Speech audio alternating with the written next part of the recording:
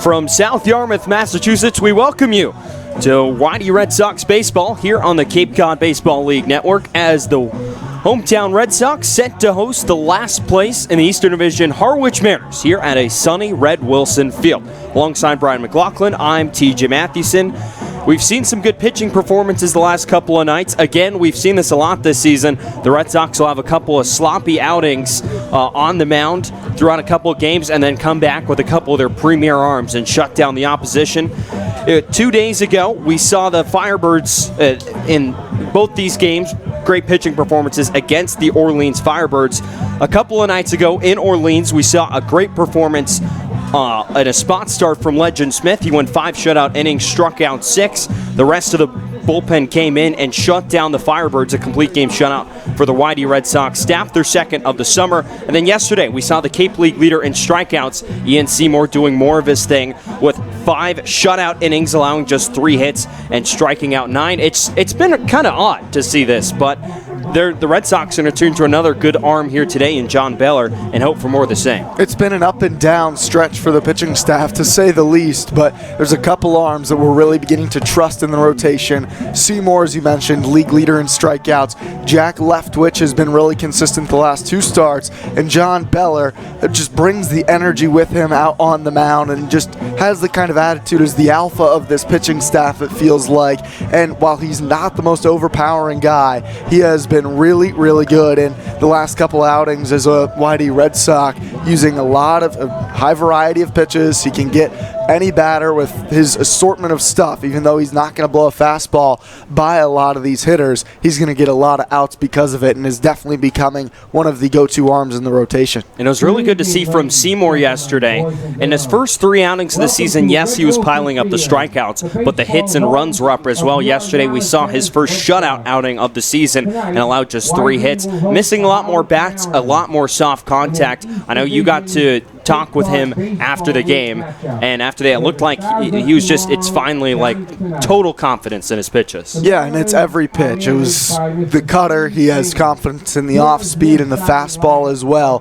Confidence in the location, confidence in what everybody's calling, and in his stuff, and that's why you're seeing the success out there on the mound. And then yesterday, we saw another 8th inning comeback for this Red Sox team against the Orleans Firebirds. 2 nights ago, they scored 3 runs in the 8th inning to take control of a tie ball game. Yesterday, trailing 2-1, heading into the bottom of the 8th inning, the Red Sox put up 4 runs, ended up pulling away from the Firebirds 5-2. It's the bottom of the lineup again in both nights that allowed Wyatt Young to collect the go-ahead RBI knock in the latter innings. And it was a couple pinch hitters last night. Brad Beasley, Gavin Dugas both came in and got hits late in that game for pick off the bench, and then Wyatt Young just did his job when he needed to. It wasn't a big knock that we've seen him getting. He ends up losing his hitting streak last night, in fact, but he knows with less than 2 outs, runner on third, go-ahead runner on third, I just need to elevate the ball somewhere to the outfield.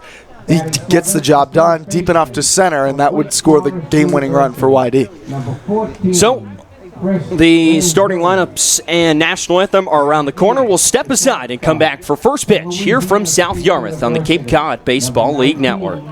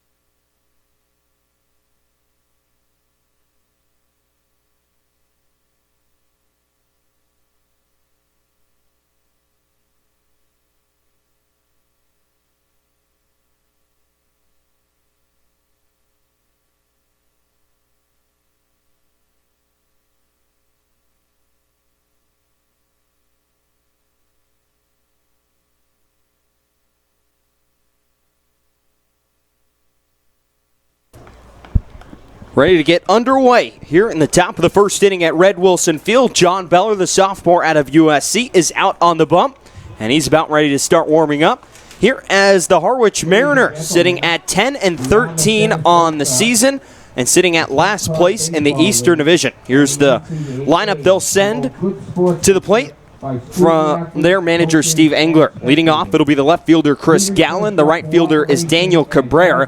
Batting second, Christian Fedko, the second baseman, hit his only home run of the season against these Whitey Red Sox in a game a couple weeks ago at Harwich. He'll bat third. Batting fourth will be the third baseman, Nico Cavanas. Batting fifth is the catcher, Michael Rothenberg. Patrick Winkle, the designated hitter, will bat sixth. Batting seventh is Chris Winzilli. Batting seventh, the shortstop, Hal Hughes. And the center fielder, Max Marshak, will round out the nine. And they'll face the left-handed sophomore out of USC, John Beller, who's just been spectacular this summer. A 1-0 record for the left-hander, a 1.97 ERA. This is going to be his fourth appearance and his third start in 13 2/3 innings. He struck out 15 and walked just 3. Pretty good control there from the lefty. Not going to overpower you. A 4-pitch guy.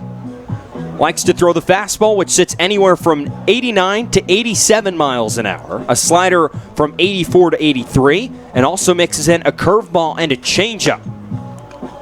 But for YD, he's been really exquisite. Has given up all but one of his runs on the season. Back in his first outing of the season, June 10th at Katuitt, where he went 3 2/3, allowed 2 earned runs on 5 hits across those 3 2/3. Since then, 10 innings, just 5 hits allowed, and 1 total earned run. And he struck out 11 and walked 2 across that span. So here's Chris Gallen, the left fielder, will step in. Batting from the right side. He's hitting .224 on the summer. Beller winds, first pitch, swinging a pop-up on the infield, foul territory. Giving it a look is Tate Samuelson. Now it's Austin Wells out from his spot behind home plate, and he'll make the catch for out number 1 here in the first inning. First pitch, Chris Gallen is retired. Austin Wells. Galland out of Boston College is set down, and that'll bring up the right fielder, a teammate of Gavin Dugas, Daniel Cabrera at LSU. He's batting second.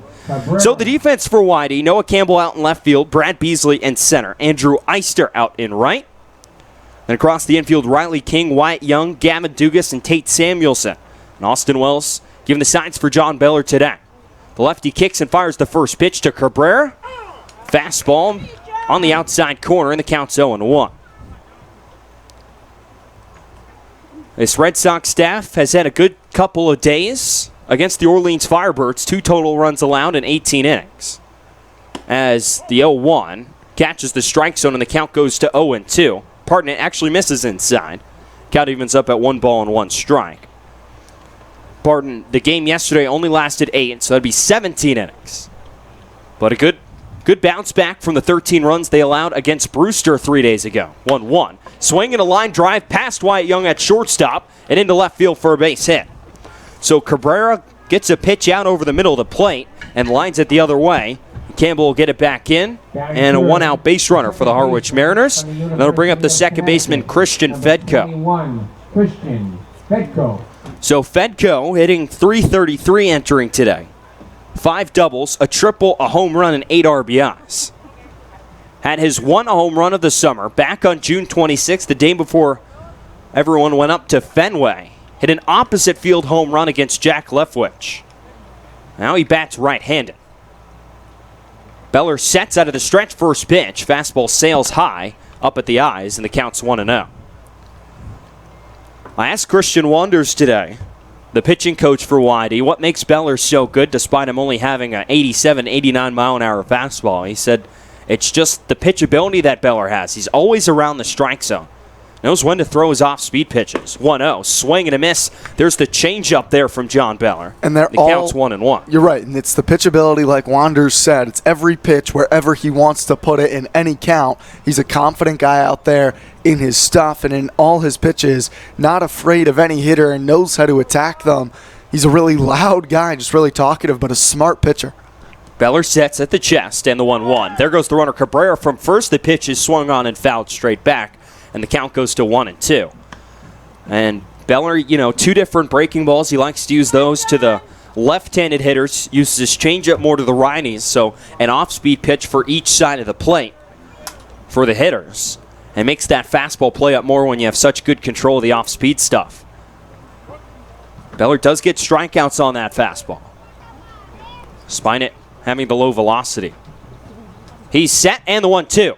Swing and a line drive right at Gavin Dugas at second. He fields, catches it out of the air, throws back to first, and it's in time to double off his teammate Daniel Cabrera. Nice play from Gavin Dugas at second base, a liner right at him. He snags it out of the air and returns the throw right back to first and doubles off his teammate Cabrera for out number 3 here in the first inning. What's the bottom of the first here from Red Wilson Field? No score between the Harwich Mariners and the YD Red Sox on the Cape Cod Baseball League Network.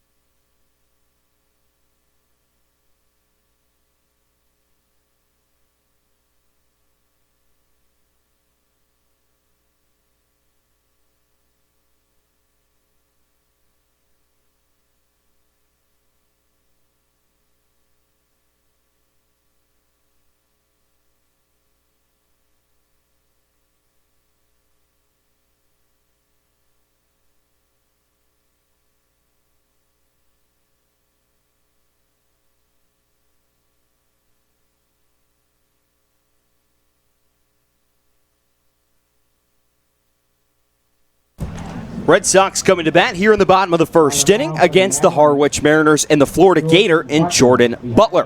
Here's the lineup Scott Pickler will send out. Leading off, it'll be the shortstop Wyatt Young. Left fielder Noah Campbell bats second. Austin Wells in his regular sketch penciled-in spot batting in the 3-hole. The cleanup hitters Riley King at third. Tate Samuelson's at first, batting fifth. The center fielder, Brad Beasley, bats sixth. Gavin Dugas, the second baseman, bats seventh. The right fielder's Andrew Eister. He bats eighth. Then Riley Tirana will round out the 9 in the DH role.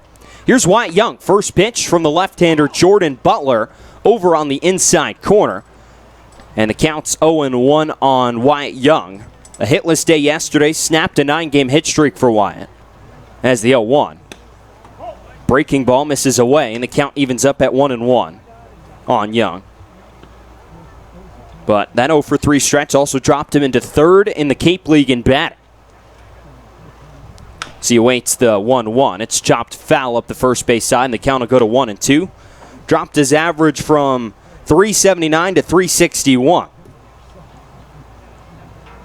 And now stares up at Jared DeSantolo and Zach DeLoach in the hitting leaderboards here in the Cape League. 1-2. Swing and a miss, strike 3. Young chases after a fastball at the top shelf of the strike zone and is retired to start off this YD first inning. Here's the defense for the Harwich Mariners. From left to right in the outfield, it's Chris Gallen, Max Marshak, and Daniel Cabrera. On the infield from left to right, it's Nico Cavanas, Hal Hughes, Christian Fedko, and Chris Lenzalili. Over at first base, Michael Rothenberg will do the catching for Jordan Butler today. Butler, the roommate at Florida of Jack Leftwich. One of the arms in the rotation for YD. First pitch, breaking ball misses outside to Campbell. And the count's 1-0. Butler also a two-way player for Florida. As he winds the 1-0. Swing and a foul back by Campbell, the switch hitter batting right-handed. And the count's 1-1. Was 1 for 5 in a brief stint with Falmouth last season in a pair of games. Was supposed to pitch for YD, but didn't end up coming. 1-1. Looks like a changeup called a strike on the outside corner, and the count's 1-2. He's part of a pretty stacked freshman pitching staff back in the spring of 2018, along with Leftwich, and as the 1-2 from Butler is fouled back by Campbell, the count's 1-2. But along with Leftwich and former Whitey Red Sox Tommy Mace of last season. Butler kicks and the 1-2. Swing and a fly ball. Backing up the right fielder Daniel Cabrera a few steps. He settles underneath it and he'll make the catch for out number 2 here in the first inning. So an easy play for Daniel Cabrera, and right field will bring up the catcher Austin Wells. Austin hitting .325, was 1 for 4 with a hit in the 8th inning yesterday along with a walk. But back to Butler. He's a two-way guy, so like Eric Tolman here on YD, hit .358 this spring for the Florida Gators. First pitch to Wells, called a strike on the outside corner. It's 0-1. But saw 53 at-bats and had 7 extra base hits, including 2 home runs. 0-1 on the way from Butler. Breaking ball misses away, and the count goes to 1-1. He had both those home runs in one game. It was against South Carolina. Noah Campbell, Andrew Eister. 2 Gamecocks for YD as the breaking ball catches the plate right on the outside corner, and the count's 1-2. But was 4 for 5 in that game with a pair of bombs. 4 runs batted in. 1-2 on the way. Fastball misses down and away, and the count goes even on Wells at 2 balls and 2 strikes. Has struggled, though, both spring somewhat. A better freshman year, ERA-wise, at just over 4. Wells swings at the 2-2, chops it foul up the first base side, and the count stays even. But this past spring, a 5.76 ERA in 20 appearances in 25 innings. Allowed 31 hits and struck out 25 in those innings. Butler winds again in the 2-2. Breaking ball misses away, and the count will go to 3 balls and 2 strikes. This is Butler's second appearance of the summer and his first start. His first appearance of the summer back on June 30th at Orleans, where he just went 1 inning. 3-2. Swing and a line drive up the middle, and it drops into center field for a base hit. So Austin Wells keeps on churning. Now extends his hitting streak to 7 games. From the University of Georgia. So that'll bring up the third baseman Riley King with the runner on and 2 outs. An SEC matchup right here, Georgia and Florida, as the Red Sox look to keep this inning going here with 2 outs. King hitting .333 here this summer with a double and 2 RBIs, batting right-handed. Georgia Bulldog awaits the first pitch. Fastball, called a strike on the outside corner, and the count's 0-1. So Butler, a native of Tampa, Florida, has got 3 pitches, a fastball, a curveball, and a changeup. Here's the 0-1. Swing and a chopper up the third base side, fielded by the third baseman Nico Cavadas, fields, and will throw to first, and it's going to be in time to get King for out number 3. So the Red Sox get a 2-out base hit from Austin Wells, but leave him stranded over at first. We're through 1 scoreless here at Red Wilson Field, and we'll be back for the top of the second inning here on the Cape Cod Baseball League Network.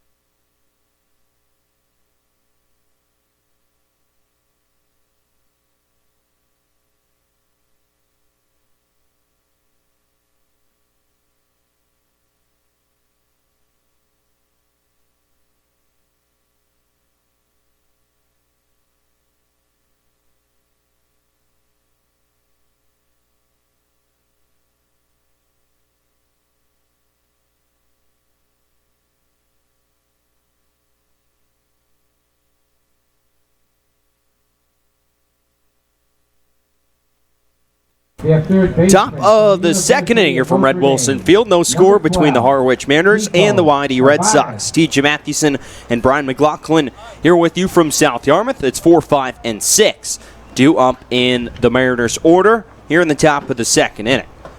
Beller faced the minimum in the first inning. Gave up a one-out single to Daniel Cabrera, but then was bailed out by a double play. The lefty out of USC winds, fires the first pitch to Nico Cavanas, the third baseman. It's called a strike, and the count's 0-1. Cavanas out of Notre Dame, the sophomore, native of Granger, Indiana, 0-1. Fastball, called a strike, and the count's quickly 0-2. Well, there's Beller pounding the strike zone again. Throws a lot of strikes. He's walked just 3 in 13 2/3 innings. Here's the 0-2. Breaking ball misses well away. You can see that slider there from John Beller, but it can't get Cavanas to swing at it, and the count's 1-2. Cavanas spent last summer with Kalamazoo up in the Northwoods League, much like our own Brian McLaughlin. Beller peers over the glove. Peers in at Austin Wells, gets his sign. 1-2 on the way. Breaking ball, chopped foul up the first base side, and the count stays at 1 ball and 2 strikes. In 2019, Cavanas hit .274 at Notre Dame with 25 extra base hits, including 12 long balls and 43 RBIs. 3 home runs here for the Mariners. He's in the middle of a really hot stretch. The 9-game hitting streak for Cavadas. 1-2 upcoming from Beller. Swing and a ground ball, also foul up the first base side, and the count stays at 1-2. Cavanas this summer, .290. 3 home runs, as Brian mentioned, and 15 RBIs. He bats left-handed. Beller with the advantage, throwing from the left side, rocking the red stirrups today for YD in their home whites. 1-2, incoming. Breaking ball misses inside. It looked like the changeup from Beller, and he misses for 2 balls and 2 strikes. Gavin Dugas playing deep out on the grass at second base, playing Cavanas to pull. Here's the 2-2 from Beller. Breaking ball, swing and a pop-up, and it's going to drift foul and out of play behind us. Straight behind home plate, and the count stays at 2-2. Cavanas at third base today for Steve Englert. And the Harwich Mariners sitting at last place in the Eastern Division at 10-13. They've really struggled against Eastern Division competition this year. 2-2. Fastball, dotted, strike 3 on the outside corner. Precision fastball there from John Beller as he freezes Nico Cavanas on the outside corner with a perfectly placed fastball for out number 1 here in the second inning. Just a great pitch. Hit the glove of Austin Wells, never even had to move. Perfectly spotted from Beller. Even if Cavadas swings and protects, he's not doing much with that, and Beller gets him looking. So here's Michael Rothenberg, the catcher out of Duke. Watches the first pitch, called a strike, and Beller's at 0-1. Rothenberg hitting .240 this summer. Was one of the 2 participants in this starting lineup for Harwich that got to play in the College Home Run Derby. 0-1. Swing and a chopper off his foot. And Beller's worked to hit 0-2. Rothenberg's going to need a sack, and he's got to shake that one off. But Rothenberg was eliminated in the second round of that Home Run Derby. Hit 25 total. We saw TJ Collette, who was also eliminated in the Home Run Derby. That College Home Run Derby, about a week and a half ago, I'd say. Chris Lanzalili, the first baseman for Harwich today, was also in it, but he was eliminated in the first round. 0-2. Fastball well outside from Beller, and the count's 1 ball and 2 strikes. Lanzilli hit the lowest total of any batter there in Omaha. He hit just 6. Behind Quentin Selma of Cal, who had 7, I believe. Beller winds, and the 1-2 on the way. Curveball misses well outside, and the count goes to 2-2. They all lost to Griffin Dorshing of Northern Kentucky. Put on an absolute show. 51 home runs for him total. Beller peers in over the top of his glove. He gets the sign from Austin Wells and fires the 2-2. Breaking ball misses just upstairs. And the count goes full 3-2. Rothenberg, though, despite the home run derby invite, is yet to go yard this summer. As he bats right-handed against the lefty Beller, who will wind and fire the payoff pitch. Fastball, strike three. Swing and a miss from Rothenberg. Another great fastball there from John Beller as he dots the outside corner, and Rothenberg couldn't catch up to it. And that'll be 2 strikeouts and 2 batters here in the second inning. That's the fastball that gets the swing and miss. It's perfectly placed again on the outer edge, this time to Rothenberg hitting from the right side, but just enough movement and just enough mix of stuff to get the swing and miss. First pitch on the way to Patrick Winkle, swinging a grounder right at the second baseman Gavin Dugas. He fields off to his left, will make the easy throw over to Samuelson, and that will retire the side here in the second inning. A 1-2-3 second for John Beller sends us to the bottom half of the second frame here from Red Wilson Field. No score between Harwich and Whitey on the Cape Cod Baseball League Network.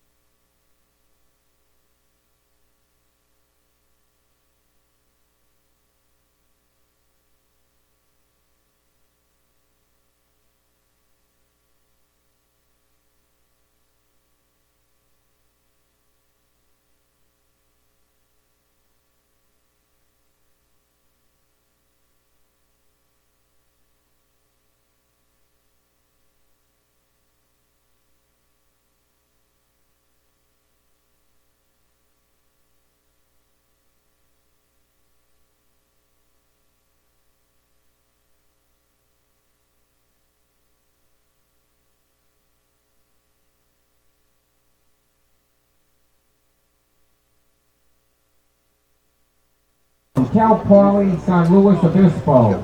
Bottom of the second inning here from Red Wilson Field. No score between Whitey and Harwich. It's going to be 5, 6, and 7 in the Red Sox order. Set to come to the plate against the Florida Gator Jordan Butler, who allowed a base hit to Austin Wells in the first, but got out of the rest of the inning unscathed. First pitch from him, the lefty out of Tampa, Florida, over on the outside corner for a strike. It's 0-1 to Samuelson. 0-1, breaking ball, misses inside. The count evens up at 1 ball and 1 strike. I mentioned back in the first inning, but Butler, part of a loaded freshman, part of a loaded class, his 2017 class at Florida. So 1-1 misses outside, and the count goes to 2-1 alongside current Whitey pitcher Jack Leftwich and former Whitey pitcher Tommy Mace, a pair of rotation arms for the Gators. So the 2-1 misses inside. The count goes to 3-1. The Gators, a few consecutive trips to Omaha before fizzling a little bit this past spring. Here's the 3-1 from Butler. Swing and a little flare behind second base. Chasing out is the second baseman, Fedko. He can't get to it. It drops into center field for a base hit. So Samuelson just loops a base hit over the head of the middle infielder Fedko and drops it into center field for a leadoff base runner here in the second inning. Just got jammed. A pretty good pitch by Butler on the mound, but Samuelson able to get it, like you said, to fall into center. And YD second straight inning with the hit, although Wells hit quite a bit harder than Samuelson's knock. So here's Beasley with Samuelson leading off of first. Brown had a base hit yesterday in a pinch hitting appearance. Watches a first pitch breaking ball miss away. And the counts 1-0. That RBI single came back in the 8th inning. Would actually tie the game up at 2 before Wyatt Young gave the Red Sox the lead later on in the inning. 1-0. Swing and a foul ball out of play. Up and over our heads behind home plate, and the count's 1-1. But this class that Butler was part of, the Gators had signed the number 1, number 5, and number 18 right-handed pitchers in the state of Florida. Butler was the number 15 left-handed pitcher as well. It's the 1-1. Break fastball, actually. Dots the outside corner, and the count goes to 1-2. And these guys had big shoes to fill after this spring with the departures of Brady Singer and Jackson Coar. The results just weren't quite the same. Florida probably hoping for a much better bounce back next year as the 1-2 is fouled out of play, and the count stays at 1-2 on Beasley. Got that whole class going into their draft year. You have to imagine the expectations pretty high down there in Gainesville. 1 ball and 2 strikes here on Brad Beasley. Butler kicks 1-2. Breaking ball misses inside, and the count's 2-2. And Butler's the only one of that class who hits as well. As I mentioned, he hit over 350 this season and about 50-something at-bats. I saw him a little bit up here on the Cape last season with the bat in his hands, but didn't get to throw. 2-2. Swing and a fly ball, foul out of play first base side, and the count stays even at 2 balls and 2 strikes.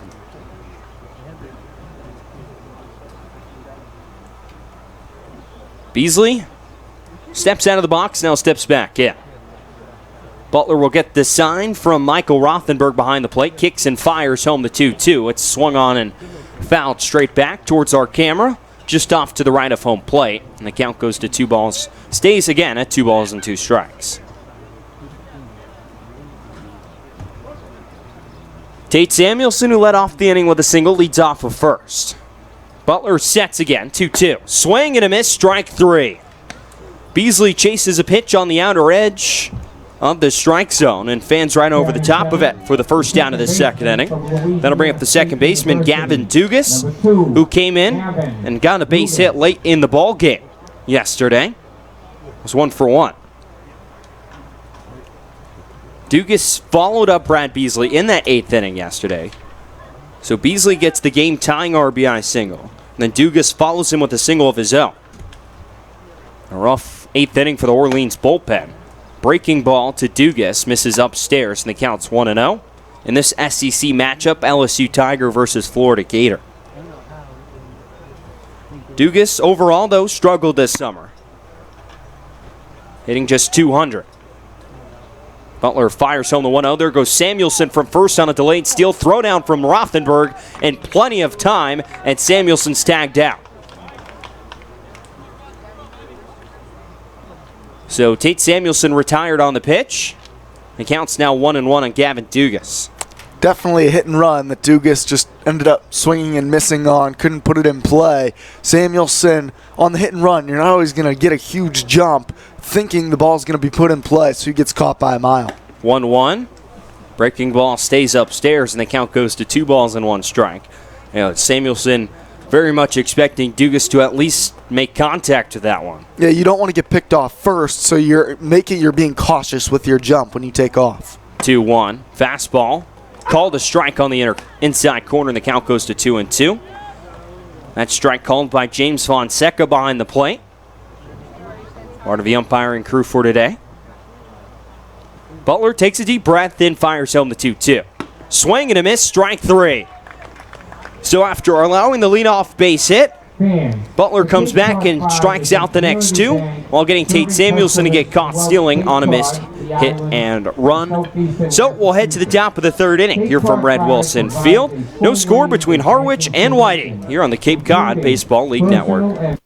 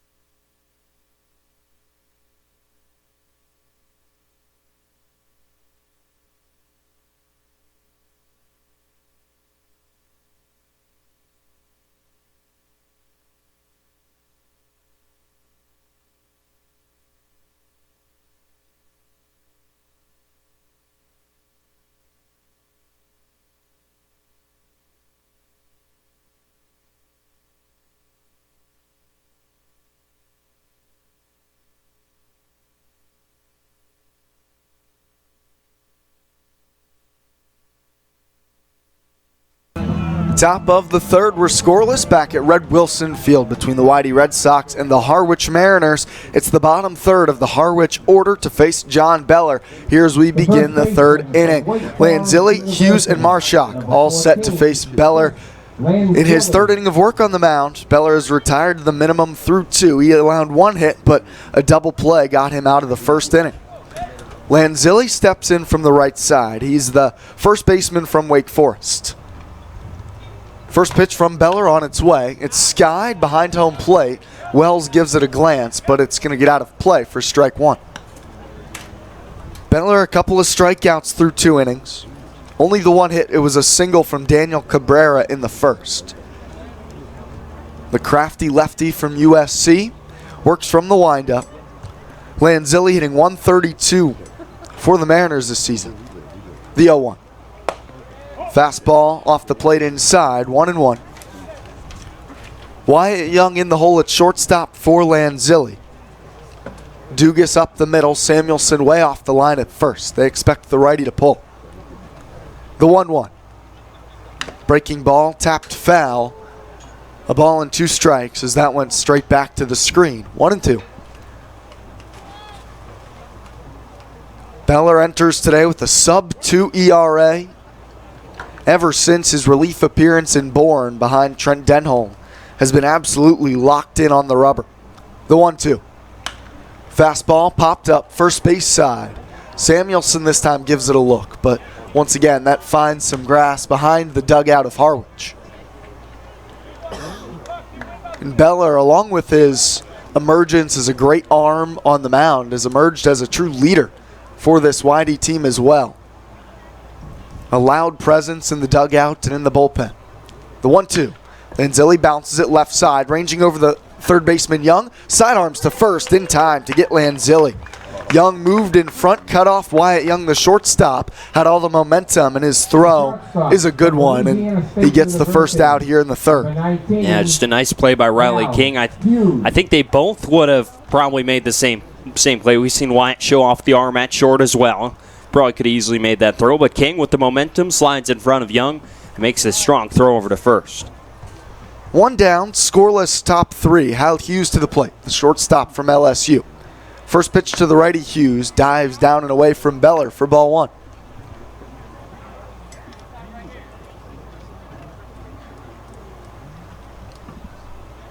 Everybody straight away here for the Red Sox. The 1-0. Hughes rips it past King down the third base line. That's down into the corner. Campbell's there to scoop it up in left. Hughes motors around first and slides into second. A clean double for Hal Hughes as he ripped it down the third base line. The center fielder. First extra base hit of the season for Hal Hughes, and he's aboard the second base bag with 1 down here in the third.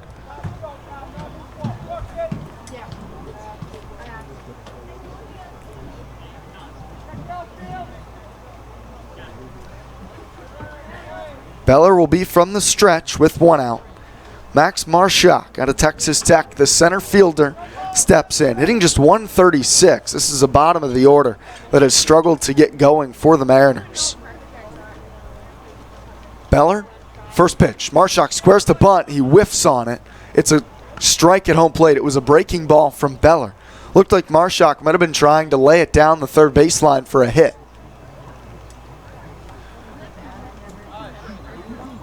Lanzilli, Hughes, and Marshak, the bottom third of this order, all hitting below 140 on the season for the Mariners. An offense that 9th in the league in runs and last in a lot of categories. The 0-1. Breaking ball cut on and missed by Marshak. It was in the dirt, blocked by Wells. Now 0-2.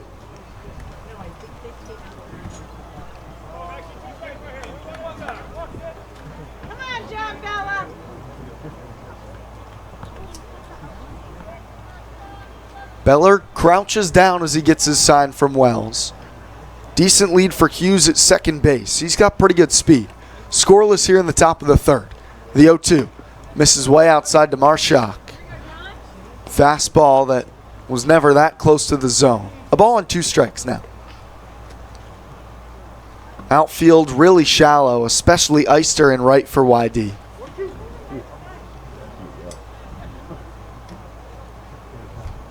Beller sets right at the chest. 2 looks to second. Now the 1-2 pitch. Breaking ball, foul ball off the bat of Marshak. Poked it up the right field line, out of play. We'll see another 1-2.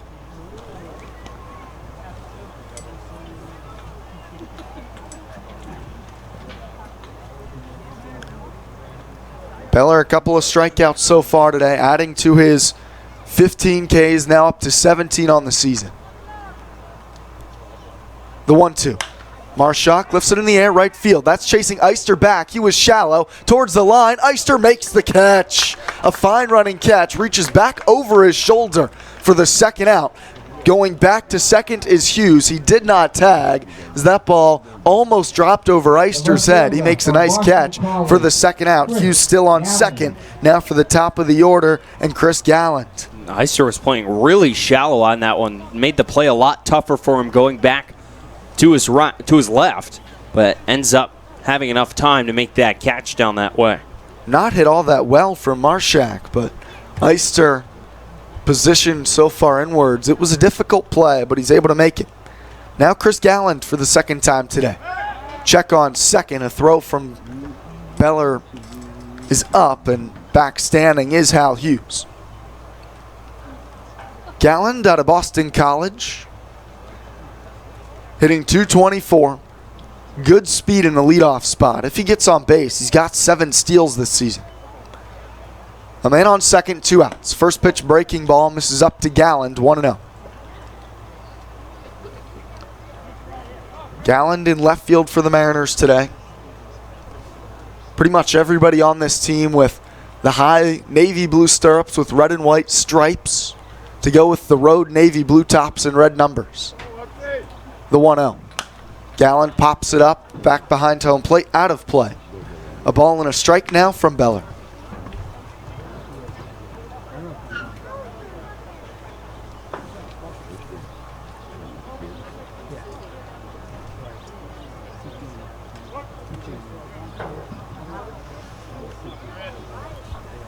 Beller from the stretch. Hughes with a 1-out double leads from second.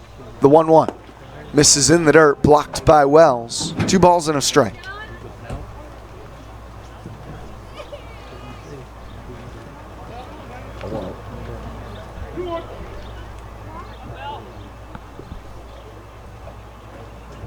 Dugas continues to hold Hughes at second base. Galland, a slightly open stance. The pitch, cut on and missed. Now 2 balls, 2 strikes to Galland. We're scoreless here in the top of the third. Harwich, the last place team in the Eastern Division. YD currently tied with Chatham atop the Eastern Division lead. Beller sets the 2-2. Misses down low. I think that was the changeup, and now the count is full. 3 balls, 2 strikes, 2 outs. Hal Hughes on second base. Harwich trying to snap a really rough start against this Eastern Division. They're just 1-7 here against the East. Beller sets, looks to Hughes. Now to the plate. The 3-2. Swing and a miss. Tipped and held by Wells. Beller gets his 3rd strikeout and works around the 1-out double. We're scoreless through 2.5. It's Eister, Terada, and Young due up for the Red Sox when we return here on the Cape Cod Baseball League Network.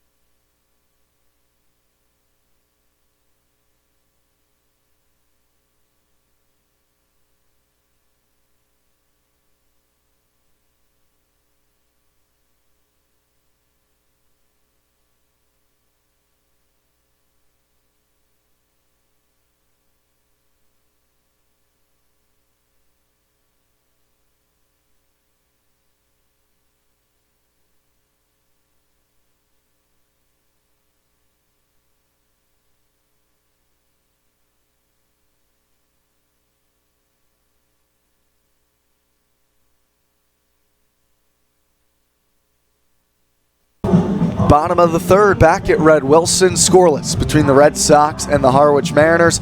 Brian McLaughlin now joined by Alex Chapman, the scout liaison here for the YD Red Sox. Second time Alex has hopped on with me this season. Red Sox coming to the plate here in the bottom of the third. Eister, Terada, and Young due up for YD against Jordan Butler on the mound for Florida. The lefty has worked around a couple of hits through 2 innings so far. Starts this frame from the windup. First pitch on its way to Eister. Ripped through the left side for a base hit. Andrew Eister. And Brian, that's something we love to see from Eister. He's been a little bit of a slump here recently. He gets a rare start today.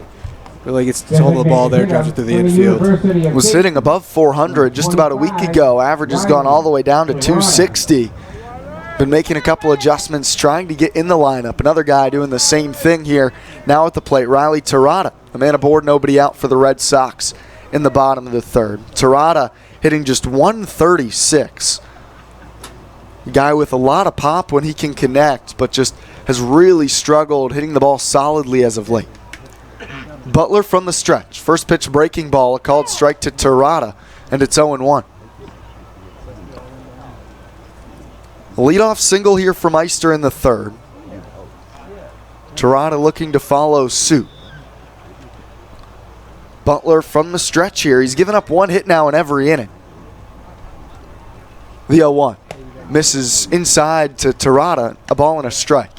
Now Alex, we just talked about Eister getting out of his slump. What are we looking for from Terada? What adjustments is he trying to make up there?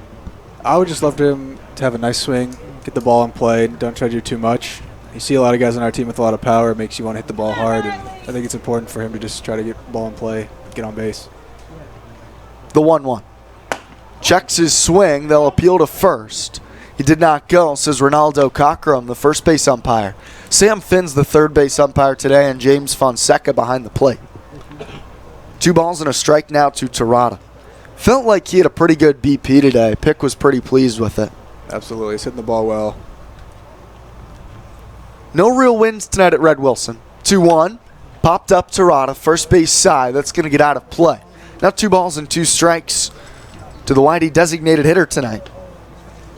I think this is a good guy for Terada to get a hold of. He's sitting around 70, 73 with his curveball. Fastball's in the high to low 80s or mid to high 80s. It's a nice opportunity for him to get the ball in play here. Butler Sets right at the belly button. The 2-2.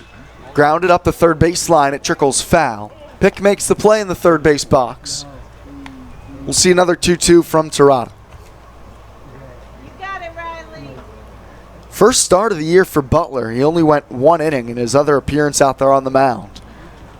TJ and I were talking, Alex, part of a really great staff down there at Florida and a really great recruiting class with our own Jack Leftwich and previous Red Sox Tommy Mace. The 2-2. Just misses low and outside. Rothenberg held it for an extra moment. Full count now to Terada. Scoreless bottom of the third, no outs. But Butler, part of that talented staff, and he's worked well here through 2 innings on the mound. Absolutely. We've seen a lot of those guys from Florida just pitch really well up here, and it just goes to show what kind of organization that is and what they do with their pitchers down there. The 3-2. Terada skies it. Shallow left field. Hughes going back. Incoming Garland. Now it's the left fielder Galland, and he makes the catch for the first out here in the bottom of the third. Looked like a good swing from Terada, but he just popped it up. Definitely a pitch you got to swing at. It's in the zone. Unfortunately, he couldn't do enough with it to get it in play. So Galland squeezes the first out for Butler on the hill, and that brings up the top of the order in Wyatt Young. Just 5'7", 165, but third in the league in hitting with a .361 average. A man on first and 1 out for Young. Butler still from the stretch, delivers. Young rips it into left field, right at Galland, however. He takes 1 step to his left and he makes the squeeze. Young ripped it to left, but it's a fly out for the second out in a row on a pop out to Galland to left here in the third. What do the scouts think of Young, a guy who's undersized but is just performing here on the Cape? Absolutely. Just definitely an undersized guy, which I think doesn't mean a lot. He's very quick on the field. His defense is unbelievable. And we've seen him hitting on the Cape here, like you said, third in the league in hitting. He had an 8-game hitting streak coming into yesterday. He's been doing it all, really, putting on a show. Now Noah Campbell, the switch hitter from South Carolina. First pitch, changeup misses outside. Delayed steal, throw to second, not in time. Eister swipes second base. Another delayed steal from the Red Sox. Rothenberg held the ball for an extra moment trying to get the call before he realized Eister was moving. By the time he threw down, it was too late to get the right fielder for YD. Now the 0-1 to Campbell. Another off-speed misses low, a ball and a strike. First pitch was a called strike to Campbell, 1-1. 0-0, bottom 3. This Red Sox team has been in back-to-back pitchers' duels the last couple days against Orleans. The 1-1. Campbell takes a fastball called strike on the outer edge. Now a ball and 2 strikes.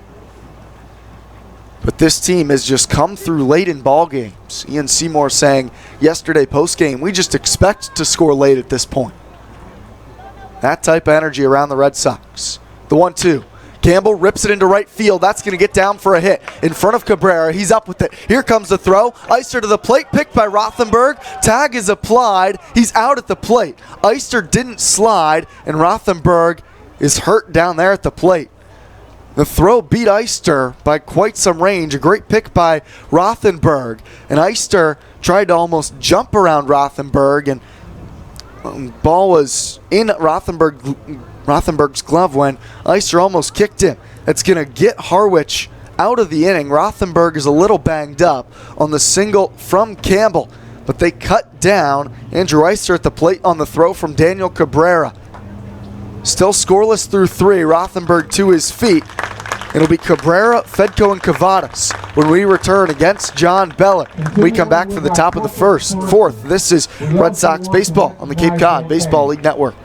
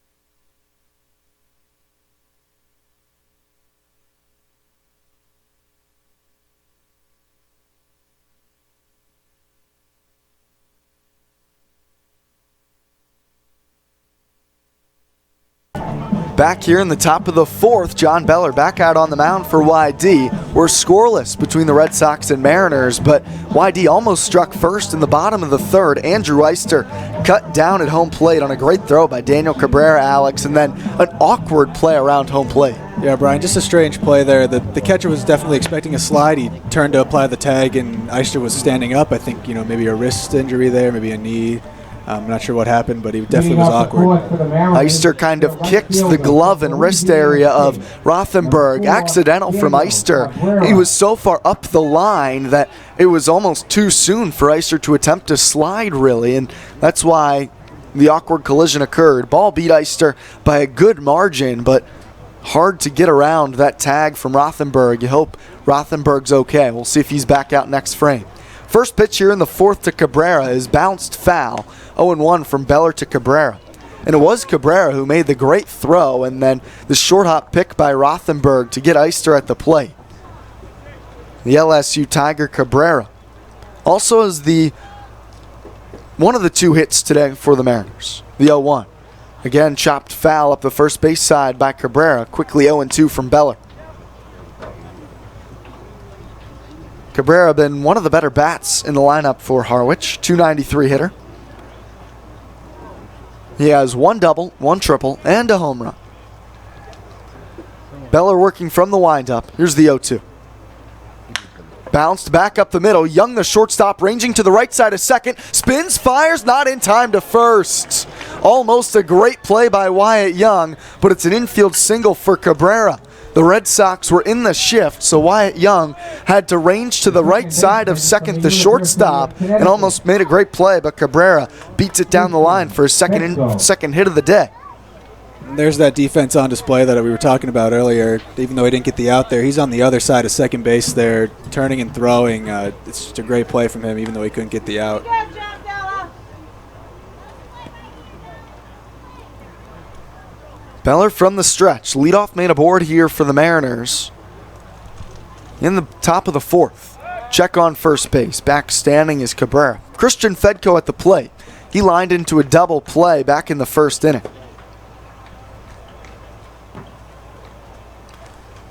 That line out was caught by Dugas, and then they doubled off Cabrera, who's on first base at the moment. Nobody out here in the fourth. First pitch from Beller misses way upstairs to Fedko. 1-0. Deep breath from Beller out there on the mound. Now, Alex, you haven't been on with me when Beller's been on the hill. We talk about it, whether it's Andre, TJ, or myself. Whenever Beller pitches, he just brings the energy out there on the mound. Another check on first. One of the guys who just moves a lot, always walking around the mound, just doing all sorts of stuff with the baseball, stretching his arms, kicking dirt off the rubber. Just a lot going on out there. Absolutely. And he's definitely a guy that wants to win. You love having those guys on your team, keeps the team together with his camaraderie, and just a great guy. A ball and no strikes. The pitch to Fedko. Fastball misses inside. 2-0. Also has been the leader of the mustache movement here on the YD Red Sox. Got a great stash. Brady Corrigan, the Arizona State pitcher, down the bullpen as well, and they've recently roped in Jake Palmer. The 2-0. Fedko fouls it off out of play. 2 balls and a strike. Now, I'm going to put you on the spot. Who of those three do you think has the best mustache on the team? That is tough. I think we have to give it to Beller. I mean, he's been rocking it from the start. It's the textbook mustache there. You love to see it. And he definitely pulls it off with a little bit of swagger, too, that I don't think the other two possess. Definitely manicures that stash. Absolutely. From the stretch, the 2-1 to Fedko. Breaking ball, and that's the slider. It misses inside and sends Fedko reeling. Now 3 balls and a strike. Now, we talked about this earlier today. There's a couple guys with some solid beards on the team. Andrew Eister, Austin Wells, Carlos Lamelli. If they shaved the beard and went just the mustache, where would that put them, do you think, on the rankings? I don't know. A little late to the party. They got to be a little lower on the totem pole, but yeah. I think Wells could really pull off a nice mustache if he tried. 3-1, misses inside on a fastball, and back-to-back men reach for the Mariners here in the fourth off Beller. Still nobody out. We're scoreless at Red Wilson. The third baseman. We know Beller's been talking it up, trying to get Wells especially to shave. Go with the mustache. Had his chance today. The Lost Art Barbershop came to town. Friends of Berto, one of the assistant coaches, that came up and gave a bunch of the players head cuts. You and I got our haircut as well, Alex. Absolutely. We look fantastic, by the way. We do. Thank you. You look pretty good as well. Yeah, thanks. Now Nico Cavadas at the plate. First pitch misses low for ball 1. Andre Sims also got the haircut. His looks great as well. Everybody got their haircut and cut well today here at YD. Beller kept the mustache, though. Didn't let them shave that off. A ball and no strikes to Cavadas. Here's the pitch. Off speed, misses low, 2-0, and all of a sudden Beller, after a single and a walk, has lost some command here in the fourth. It's odd. We've seen him command the ball really well, like you were saying, and we've seen all these 3 at-bats. There's a lot of balls. He's getting behind in counts, and it's getting hard for him to work back into him. YD playing the lefty Cavadas to pull. A gaping hole on the left side of the infield with Young almost directly up the middle. Nobody out, runners on first and second. The 2-0. Fastball, a called strike, just brushes the outer edge to Nico Cavadas. A dangerous hitter at the plate here as well. Cavadas, the leader on the team with 3 home runs. 15 ribbies. And carrying a 9-game hitting streak. He's red hot. Outfield is pretty deep for Cavadas. The 2-1. ripped into right. Here comes Eister. It drops in front for a base hit. Throw's going to come back to the infield, cut off by Samuelson. Staying put at third is Cabrera. Fedco to second, but 3 straight men reach here against Beller in the 4th. Still nobody out. The catcher from Duke University. We saw there from the infield, almost looked like a design shift, having Wyatt Young almost directly over second. Gavin Dugas was scooted over to the right there, and he did in fact pull the ball into right field. Now Christian Wander's going to take the stroll out and have a talk with Beller out on the mound. We'll see if there's any action in the Whitey bullpen. First real trouble we've seen Beller get into. Nobody out top of the 4th. Bases are loaded for Harwich. We're scoreless between the Mariners and Red Sox. Michael Rothenberg, who has plenty of power, is the man at the plate. Fundamental baseball, good sportsmanship skills, and good citizenship skills. Wanders completes the visit out on the mound. It is Rothenberg who will step to the plate, so good to see he's okay after the collision with Eister in the last half inning.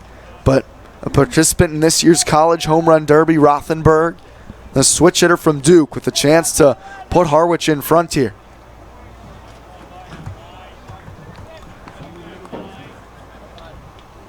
Beller will work from the stretch with the bases loaded. Middle infield back for YD. Samuelson behind the runner, Cavadas at first. Rothenberg, a slight knee bend in the righty batter's box. Beller, the first pitch. It's a breaking ball in there for a called strike 1.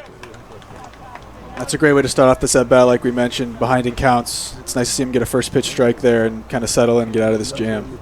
Red Sox willing to trade a run for an out or a potential double play here. Outfield deep for Rothenberg as well. The 0-1. Breaking ball, a called strike, this time right on the outer edge. Rothenberg took it, stumbled out over home plate, now 0-2. What direction do you think Beller goes here up big? That movement on that slider we just saw with that second pitch there has been automatic. I'd love to see him drop one in towards the hitter's hands here, maybe tie him up and get a swinging strike. Bases juiced, nobody out in the top of the 4th. Beller sets. Here's the 0-2. Fastball just misses off the plate away. Tried to get Rothenberg looking with the heater. That's ball 1.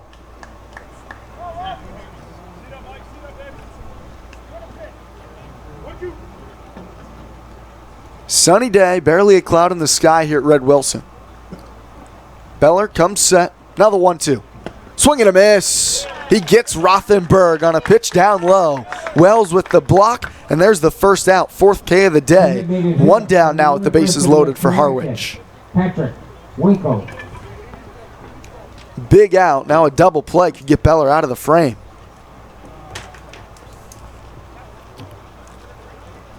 Patrick Winkle to the plate. He bounced out to Gavin Dugas at second in the 2nd inning in his only time to the plate today. Here's the first pitch.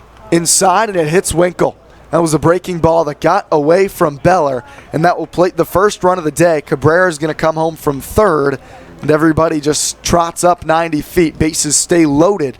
And that brings up Chris Lanzilli. From Wake Forest University. You could tell immediately, Brian, that really just got away from him. Right after he threw it, you could see it from here, his face. He was not happy about it and hit him right in the back. 1-0 Harwich now after the hit by pitch. An RBI hit by pitch for Winkle. He'll take it. He's down at first. Now Samuelson in towards the grass at first base for YD. Chris Lanzilli to the plate. The first pitch. Bounce softly, 3rd base line. It's a foul ball. 0-1 to Lanzilli. Hitting just 132. This bottom portion of the order, starting with Winkle. Then Lanzilli, Hughes, and Marshak all hitting below 200 for the Mariners. They have a big chance to come through here, however, for Harwich. Bases loaded, 1 out. The 0-1. Bounced back up the middle, over the second base bag, through for a base hit, into center. 1 run scores. Here comes Cavadas. Throw to the plate's cut off. It's a 2-run single for Chris Lanzilli. 3-0 Mariners here in the 4th. They have a 3 spot off of John Beller. Like you said, Brian, just a great opportunity to get that average up, show the coach you're still hitting well. Didn't do a lot with the ball, just hit it up the middle. Nice ground ball, get 2 runners to the plate. So after the first 3 men of the inning all reached off Beller, they also all come in to score. Cabrera, Fedko, and Cavadas all cross the plate. Only out of the inning is a Michael Rothenberg strikeout. Still runners on first and second, one down for Harwich. They lead it 3-0 in the top of the fourth. Hal Hughes doubled on a grounder down the line. They're going to actually appeal to third base. They rule that Cavadas did step on the bag. We saw actually a few nights ago Tate Samuelson get called out for missing third base against the Firebirds, but Whitey unable to pick up the out there. Now Beller turns his attention to Hughes. First pitch. Misses high and away to Hughes. 1-0. The double back in the third for Hughes an inning ago was his first extra base hit of the season.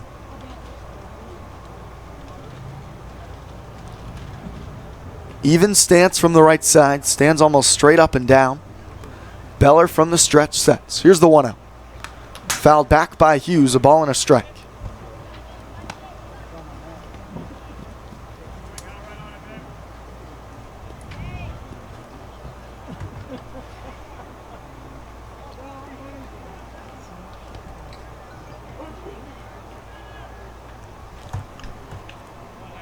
Beller getting hit around really for his first time since his initial start for YD.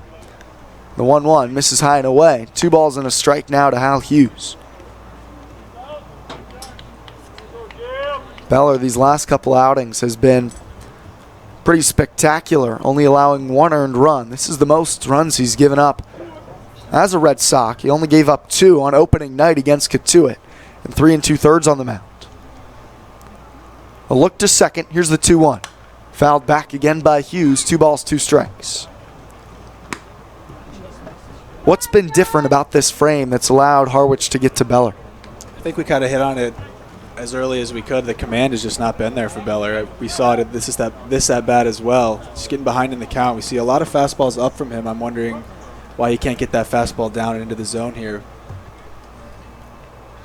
2 balls, 2 strikes to Hughes. A slight wiggle of the bat. The pitch. Hit in the air, right field. Eister backpedals a few steps. Now he comes in. He'll make the catch. Runners do tag, but no attempt of an advancement from Winkle at second. Hughes pops out to Eister for the second out of the fourth. And 2 down with runners on first and second now for the 9-man in the order, Max Marshak.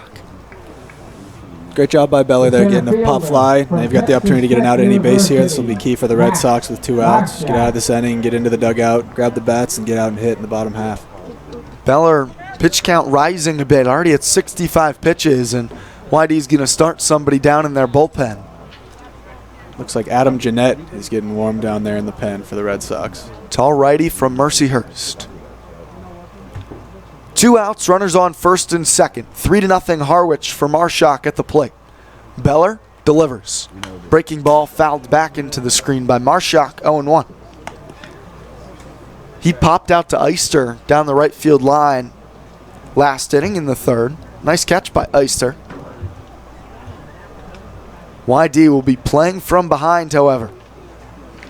Something they're comfortable with, and it's pretty early. Still in the top of the fourth.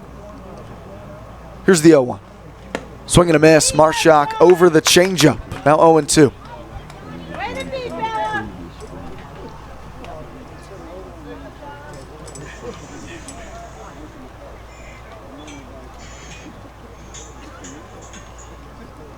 Winkle off second. Lanzilli, who had the 2-run single, off first. Beller sets. Now the 0-2 to Marshak. Fastball misses outside to the righty. A ball and 2 strikes. Marshak hitting just a $136 from Texas Tech. Top of the order looms on deck for the Mariners. They've already pushed 3 across here in the fourth. Wind starting to pick up a bit, blowing softly out towards left field. Beller sets. The 1-2. Swing and a miss. Beller able to get out of the inning. His second strikeout of the frame. His 5th today. But Harwich pushes across 3 in the fourth. They strand 2 on 3 hits. No errors for the Red Sox in the field. Home half of the fourth coming up next. 3-0 Harwich here on the Cape Cod Baseball League Network.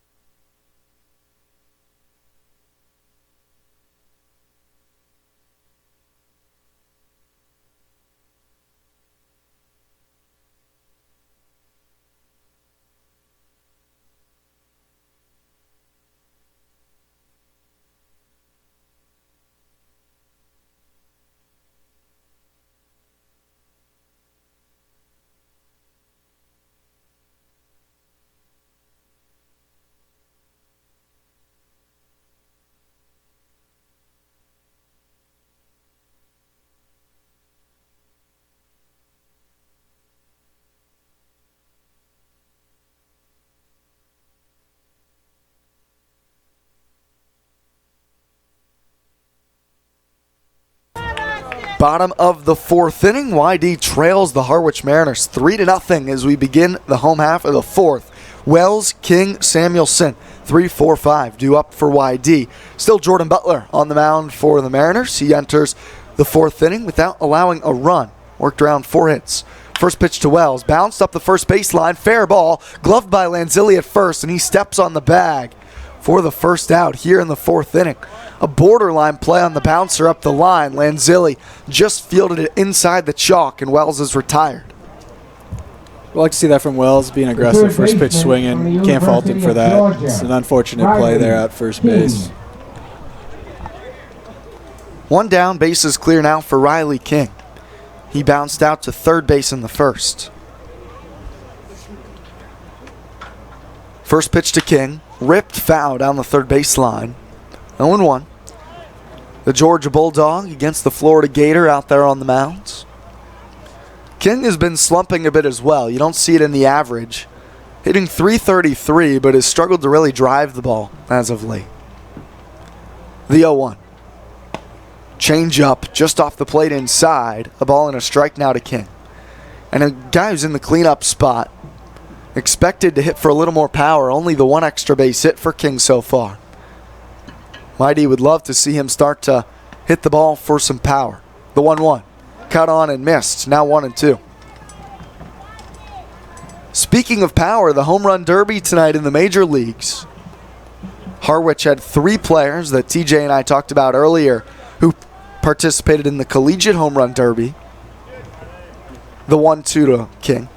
Breaking ball, grounder, left side, rounding at the shortstop. Hughes throws on a run in time to get Riley King.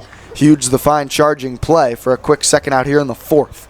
Who's your pick tonight for the derby, Alex? First baseman. I think Vladdy Jr. is going to take it. The kid can really hit. I mean, you mentioned to me earlier, fatigue might become a factor for him. He's a big boy out there. He might not be able to go the full distance in the bracket, but if we're talking raw power, I think he's the guy to beat tonight. I like the pick for Vladdy Jr. as well. Now Tate Samuelson. First pitch misses high and away for ball 1. And with that fatigue factor, it's you want to pick a guy with a lot of juice, but you don't want to pick a guy like who you think might get so tired by the last round. Absolutely. I think that's why Jock Peterson's not a bad pick either. He's a little more athletic than the field, in my opinion, and he showcased it his rookie year going deep in that home run derby, so he might be able to pull something out of his hat tonight. Might be surprised. 2-0 now to Samuelson. The question for me is, how do you measure the raw power versus that just athleticism of a Peterson or Bregman? 2-0, swung on and missed by Samuelson. It's tough, you know. It really is. We love to see the power, and the guys that hit the ball far typically are the ones that are going to hit the most. But, you know, it's... Because the question is, Bregman might not have as much raw juice as Alonzo, Vladdy Jr., or Josh Bell. 2-1, misses away to Samuelson. Now 3 balls and a strike. But I think that you could then argue, while Bregman might not get as tired, can he survive one of those big boppers in the first couple rounds? Absolutely. Here's the 3-1. Samuelson takes a called strike on the fastball from Butler. He's starting to cruise out there on the hill. 3-0 Mariners, bottom of the fourth. Full count, 2 outs, bases empty for Samuelson. The payoff pitch, nubbed foul up the first base line from Tate. We'll see another full count pitch. We're seeing Butler do the exact opposite of what Beller was doing. He's really getting ahead in counts here in the bottom half of the inning, excuse me. It's really making it easier for him, and he's really cruising. Like you said, he's going very quick right now. He'll wind. Another 3-2 to Samuelson. Fastball, called strike 3. Samuelson tossed the bat to the dugout. He thought he was aboard with ball 4. Instead, he'll return to the dugout as the third out of the frame. YD goes down in order in the fourth. 3-0 Harwich. We're through 4 here in Yarmouth. This is Red Sox baseball on the Cape Cod Baseball League Network.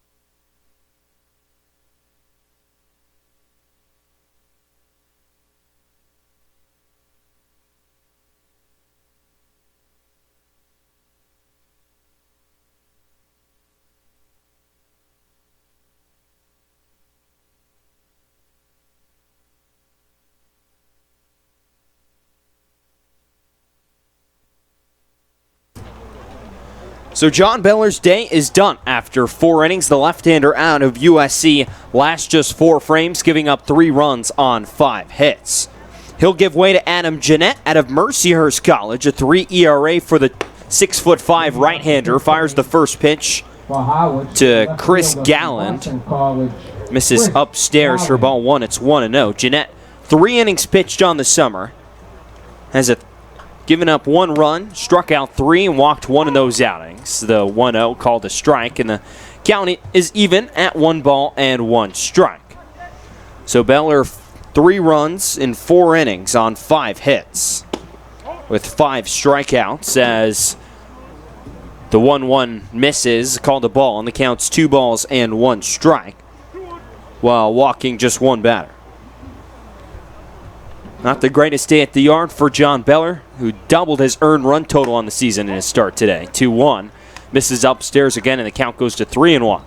Yeah, and Alex and I talked about it last half inning, or an inning ago, and now at this point. Just the command wasn't as sharp today as we've seen from him at times this year. 3-1. Swing and a chopper right at home plate. And Speedy Galland has worked the count full, 3 balls and 2 strikes. And I think it wasn't as much that he was walking guys. He did end up having a walk and a hit by pitch in the 3-run 4th. But it was that he was falling behind hitters, and that's when they got those 3 big hits and also raised the pitch count, which is why we're seeing Jeanette here in the 5th. 3-2 on the way. Swing and a miss, strike 3. Good breaking ball there from Jeanette to get Galland to chase after it, and retires the leadoff man Galland, his first strikeout for Adam Jeanette, and the second strikeout of the day for Chris Galland. As he set down to start this 5th inning. A pretty pitch right there. Yeah, that's a great pitch, and Galland was fooled. Made him look kind of an awkward swing at the plate. Good job by Jeanette for the first out. So here's the 2-man Daniel Cabrera, 2 for 2 today. First pitch way upstairs. Looked like it slipped out of the hand of Jeanette. And the count's 1-0. This game, a makeup game of what was supposed to be a doubleheader a couple weeks ago between these two. Got rained out. 1-0. Misses down low from Jeanette, and the count's 2-0. But that game burned through 2 off days with that rain out. We've got this matchup here a week from now to make up the second game of the doubleheader. 2-0, cut on and missed. And the count's 2 balls and 1 strike here on Cabrera. The other makeup games in action: Falmouth and Bourne, Catuit and Wareham, and then Chatham and Orleans. 2-1 on the way. Breaking ball misses down and inside, and the count goes to 3 balls and a strike. The only other game in action at Bourne, bottom of the 1st inning, no score between Falmouth and Bourne. Harwich up 3-0 here in the top of the 5th inning. Jeanette kicks 3-1. Down and inside, and it misses for ball 4. So Jeanette walks Cabrera with 1 out, and the LSU Tiger has reached all 3 times here so far. That'll bring up the second baseman Christian Fedko with a runner on and 1 out. The second baseman from the University of Connecticut. So Fedko, the Yukon Husky, writes something in the dirt. He'll bat from the right side. Was a freshman All-American as a freshman. AAC, position player of the year. Here in 2019, hit .271 with 3 home runs, 20 extra base hits altogether. Sitting .333 entering play today. Jeanette kicks, fires first pitch, misses a little bit low, and the count's 1-0.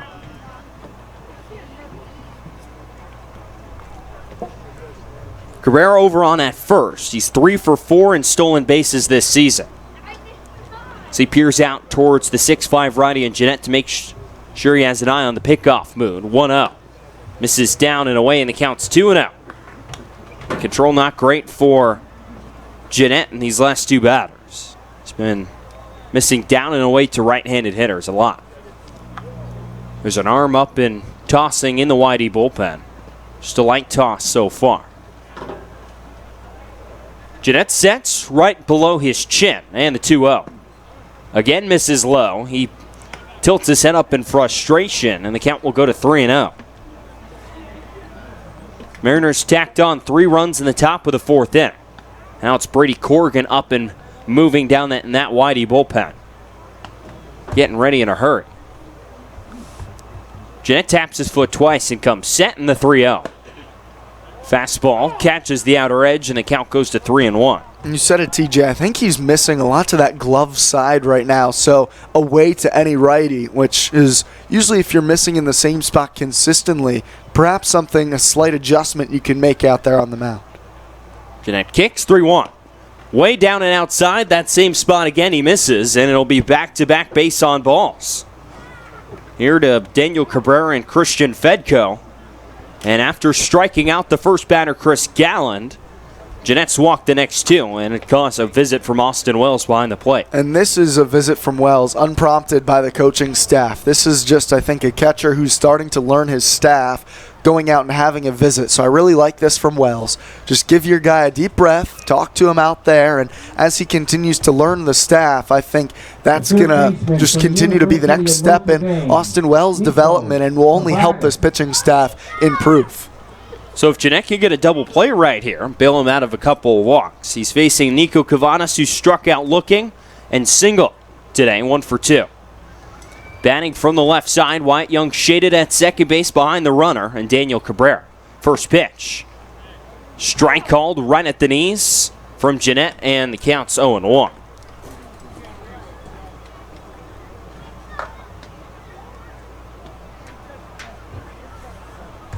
Jeanette peers in. Gets the sign again from Austin Wells. And the 0-1 on the way. Again, sinker called a strike, and the count is 0-2. He does get a lot of movement on that fastball. Like you said, a sinker. You got to think that it's just going to dive and be a really good ground ball guy, potentially, if it's put in play. Same action as a changeup, just with a lot more velocity on it. 0-2. Swing and a fly ball, foul territory, third base side. Giving it a look is Noah Campbell, racing over towards the Red Sox bullpen, but he can't get there in time. A long way to go for Noah Campbell, who has really good speed out there in the outfield. That one just way too far into foul territory. Yeah, a lot of foul territory here, and with the big lefty up at the plate, he was probably shaded a little bit into left center. That's a long run for Campbell over towards that line. Campbell plays both the infield and the outfield. Mostly this summer, though, he's been out and left. Played a lot of second base for YD last summer, in the summer of 2018. Jeanette fires home the 0-2. There's that sinker, gets down and in the dirt and away from Austin Wells. Both base runners will advance 90 feet. Get Cabrera to third and Fedko to second. That's a big pitch right there. That erases the double play. So the count now 1-2 here on Nico Cavanas. 2 runners in scoring position for the Notre Dame product. Native of Granger, Indiana. He bats from the left side. He's got those cool Notre Dame cleats, some Irish green and gold. Did you see those pictures on Twitter this year, TJ, the Notre Dame uniforms? I did, in fact. Yeah, that was Nico Cavanas in those pictures. They're their little model over there in South Bend. 1-2 from Jeanette, swinging a chopper right at the second baseman Dugas. He's going to come home with it, throw home, and they've got the runner Cabrera caught in a pickle. Wells will just run down to third base and tag out Cabrera. Advancing over to third is Fedko. So a good job by Whitey defense cutting down the run at home plate, keeping this a 3-run game. With that throw home, the base runner in Cavanas goes all the way to second base. And it remains 2 runners in scoring position for the Mariners. Here we're now with 2 outs. Well-executed play all around. Dugas and Young were about halfway up in the middle infield. Chopper right at Dugas. He goes home. Plenty of time to cut down Cabrera trying to score. And then you see Fedko moving up to third and Cavanas running hard out of the box. Did the right thing and going to second. That's smart base running from the Mariners as well as good defense by YD. Jeanette now with 2 outs. Sets and is ready to face Michael Rothenberg. First pitch misses well outside. And the count's 1-0. Rothenberg has struck out both times. Both times against John Beller, and I'm sure Jeanette would love to get another strikeout route out here, get him out of the 5th inning.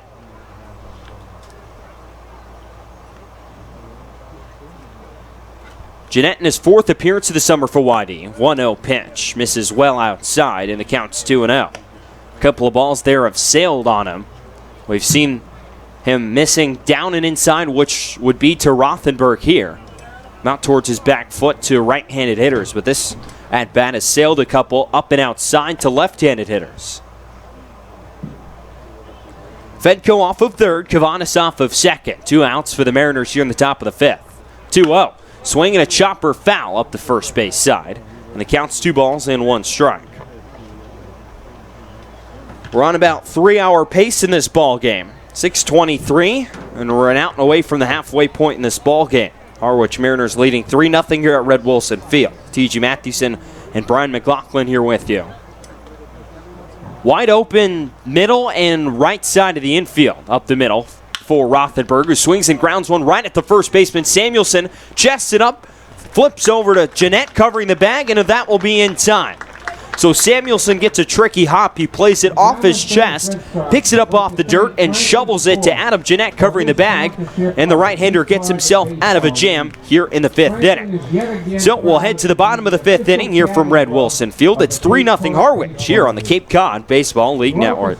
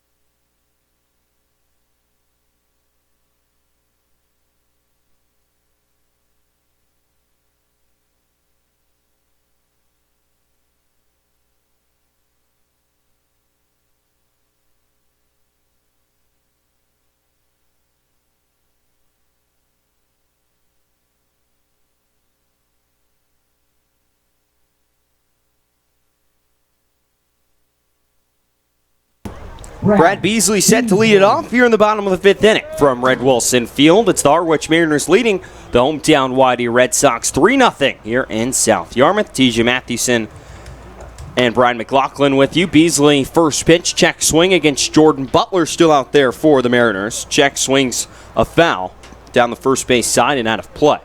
Counts 0-1. For 0-1 is cut on a miss from Beasley, and the count's 0-2.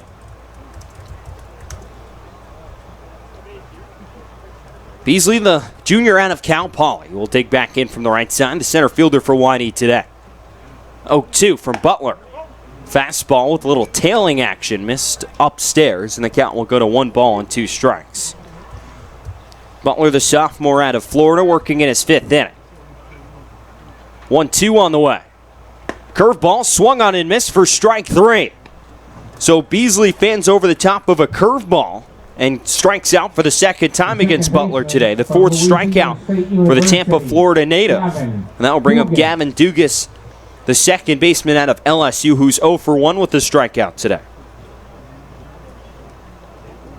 Butler, the lefty, winds, and the first pitch. Down and inside, catches a piece of Dugas. It clipped him off the top of the foot, it looked like, his back foot. And he'll jog down to first, a 1-out base runner for the Red Sox, and the first to reach via a free pass of any measure here in the bottom of the 5th inning. So here's Andrew Eister, the right fielder out of South Carolina, has one of the 4 hits for YD today. He singled back in the 3rd. And if this guy gets going, I think the YD offense could really take off. First pitch, upstairs, gets away from the catcher Rothenberg. Dugas will hop all the way down to second base. And on one pitch, Dugas will move into scoring position thanks to a bit of a miscommunication there from the battery of Harwich.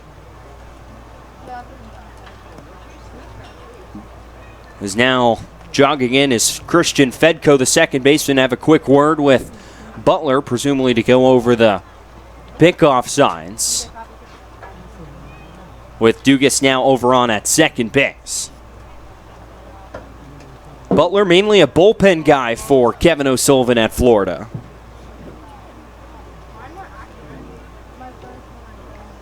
Part of a loaded recruiting class that we've noted multiple times today. With Tommy Mace, Jack Leftwich, a couple of current and former Whitey Red Sox. 1-0. Stays up and outside, and the count goes to 2-0 here on Eyster. And Leftwich, at the beginning of this season, just called Butler a different animal when comparing him to the Gators' former closer, now current Cincinnati Red, in their farm system, Michael Byrne. Here's the 2-0. Upstairs again to Eyster, the fastball, and the count goes to 3-0. And Tommy Mace, at the beginning of this year, said he expected that Butler would eventually slide into that closer role. Of course, it wasn't that simple. Butler struggled, an ERA up near 6 this season for Florida, and what was a season of struggles for the Gators. Butler again comes set. Out of the stretch in the 3-0. Upstairs, not even close. 4 pitches and 4 balls to Andrew Eyster as he reaches first. And the first walk of the day for Jordan Butler is after hitting Dugas, he fires 4 straight balls to Eyster. Brings up the third baseman, the DH today for YD, and the 9-man, Riley Tirada. It's going to cause a quick visit out there on the mound for the Mariners. They do have some action going in their bullpen, but looks like it's just a righty beginning to toss down there. But the question for me is, I'm wondering if Pick is going to put anything on with Tirada at the plate. Is there a potential for a hit and run?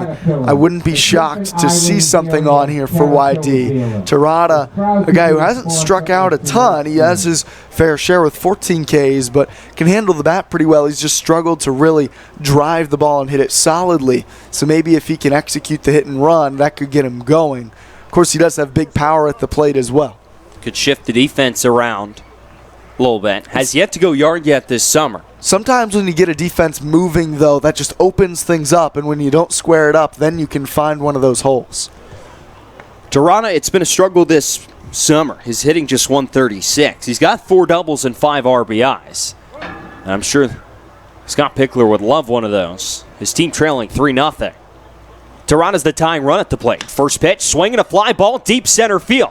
This is going to chase back Marshak. He's just in front of the fence. He'll make the catch. Tagging at second, heading towards third is Dugas. He'll headlong dive into the third base pillow, and he'll be in there in quite in time. So Tirada gives one a right out to center, but comes up just short of the short center field fence here at Red Wilson Field. It advances Dugas to third, and will bring the top of the lineup to the plate in the form of Wyatt Young.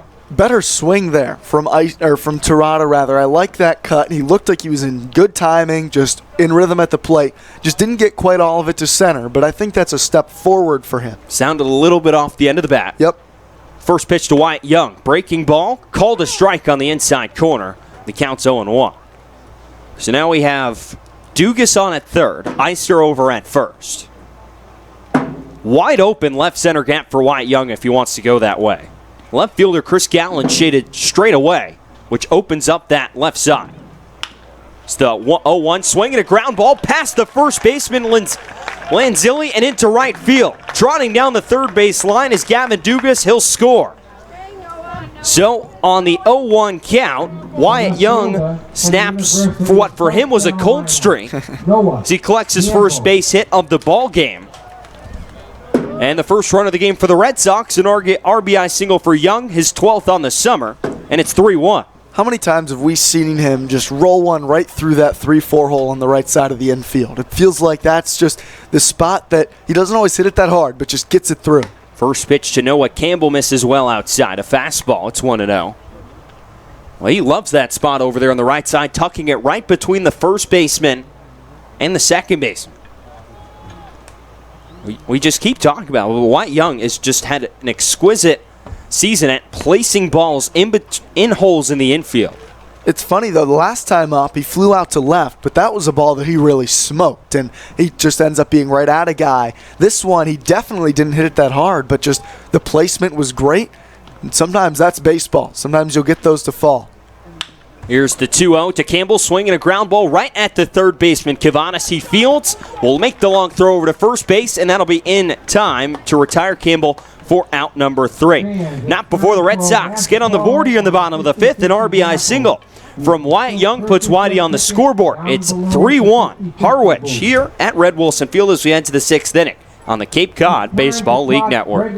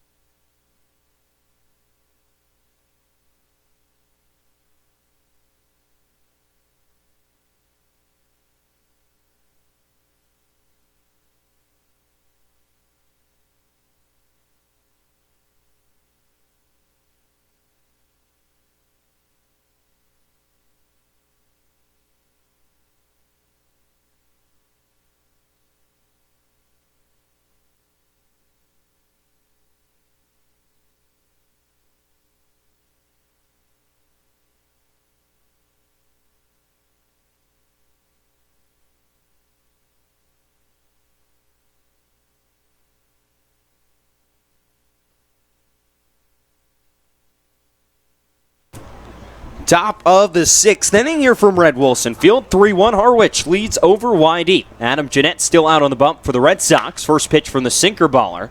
It's dribbled foul up the first base side. Through the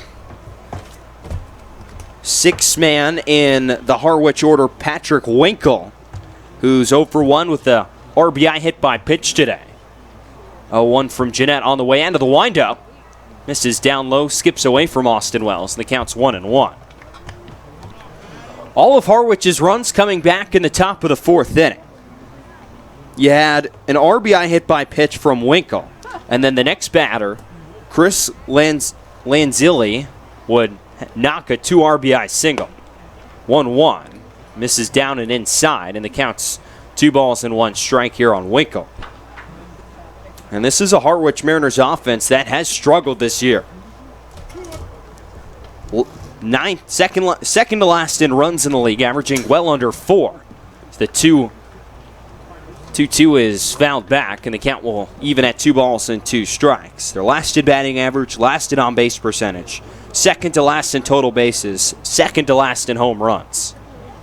Doesn't help they play in a big ballpark, maybe the most pitcher-friendly ballpark in all the Cape, White House Field.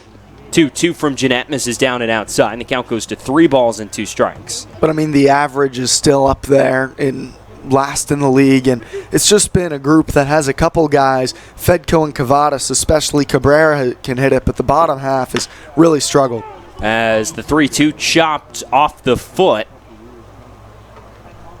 of Winkle, and the count will stay full at 3 balls and 2 strikes. And I was talking to one of the play-by-play voices for the Harwich Mariners, Tyler Henry. I asked him, is it really that bad? And he was like, well, no, just they struggled hitting with runners in scoring position. Last inning, they couldn't drive in, men on second and third. The inning before, though, they got the big hit, the 2-run single from Chris Lanzilli. It's been a struggle, 238 with runners in scoring position this season for the Mariners. 3-2. Down and inside, ball 4. So Jeanette walks the leadoff batter here in the top of the 6th inning. The second time in a row, Patrick Winkle has reached on a free pass. as he did on a hit by pitch back in the 4th inning. Pick is staying put down in the third base dugout, and they'll leave Jeanette out to face Chris Lanzilli, the first baseman for Harwich, hoping Jeanette with the sinker ball can get a double play right here. Jeanette right back in the stretch and the first pitch. There's a sinker called a strike on the inside corner. It's 0-1.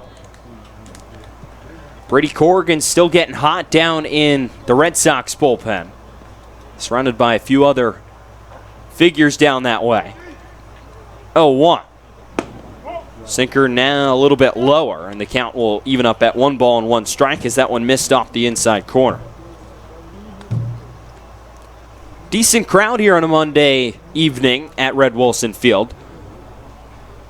Pretty good crowd yesterday for Orleans and Whitey here at Red Wilson. 1-1.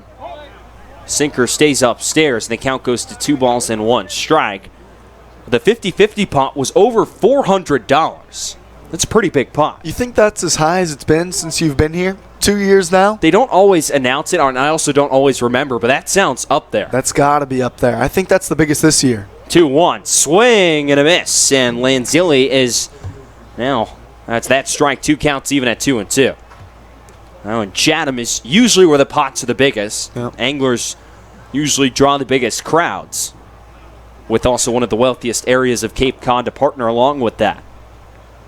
2-2 on the way from Jeanette. Swing and a miss, strike 3. Lanzilli chases after a sinker down and away, and Jeanette records his second strikeout. So now with 1 down, that'll bring up the shortstop, Hal Hughes. So we were at Chatham a week ago, exactly. We're all trying to take advantage, us interns, trying to take advantage of the pot. Came up a little short, though. Couldn't quite secure the $420-something pot, I remember. Yeah, it was up above 400. So here's Hughes. First pitch from Jeanette misses well outside. And the count's 1-0.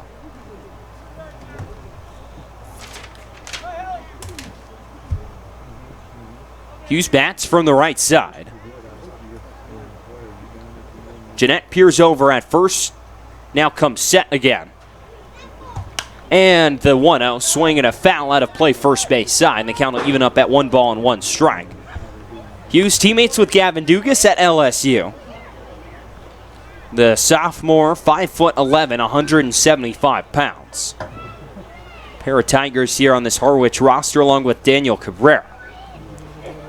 Dugas, the lone Tiger on this YD roster this summer. Jeanette sets, and the 1-1. There goes the runner from first, swinging a little dribbler up the first base side, but it will skip foul. Looks like Hughes just got that one off the end of the bat, and the count will go to 1-2. Hit and run was on there for the Mariners, trying to spark the bottom of their order. Hughes a hit already today, just trying to poke it through the right side, but the pitch from Jeanette was low out of the zone, so good job by Hughes really to just get a piece. 1-2 strikes here on Hughes. A ground ball would get Adam Jeanette out of this top of the 6th inning. The right-hander out of Mercyhurst sets in the 1-2. Swing and another foul out of play. This one first base side as well, and the count stays at 1-2 strikes. It's been really hard to get a grip on this YD pitching staff. We've seen some great performances from them, and we've seen some not-so-great performances. I was just peeking right before first pitch at the runs allowed by this YD staff.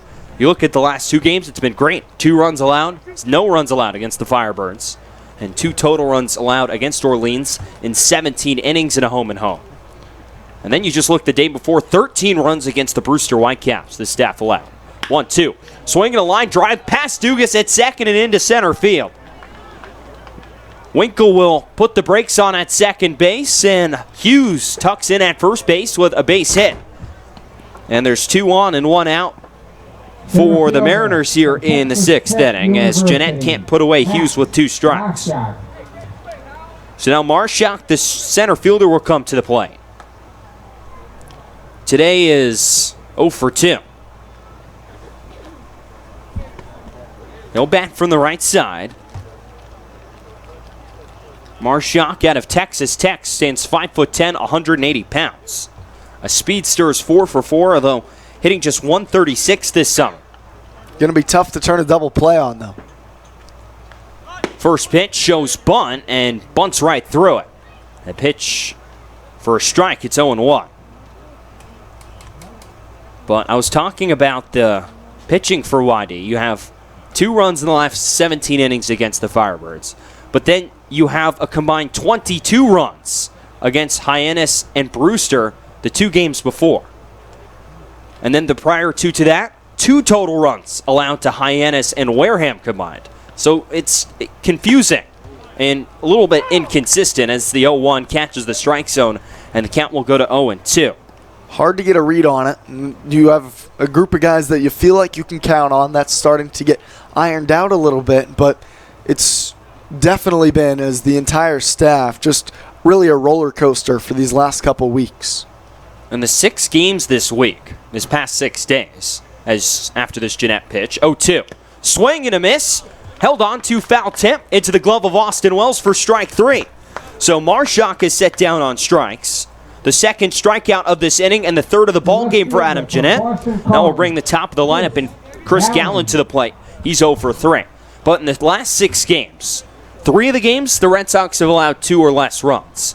In the other 3 games, they've allowed 9 or more runs, including 13 and 15 runs respectively in a pair of games.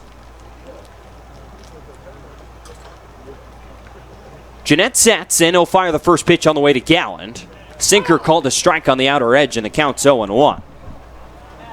But just a tricky staff to get a hold of here so far. No question, and it's just been hard for the coaches, for the staff themselves. They don't want to be up and down like this. If they could be like it's been the last couple nights in Orleans every night, they would.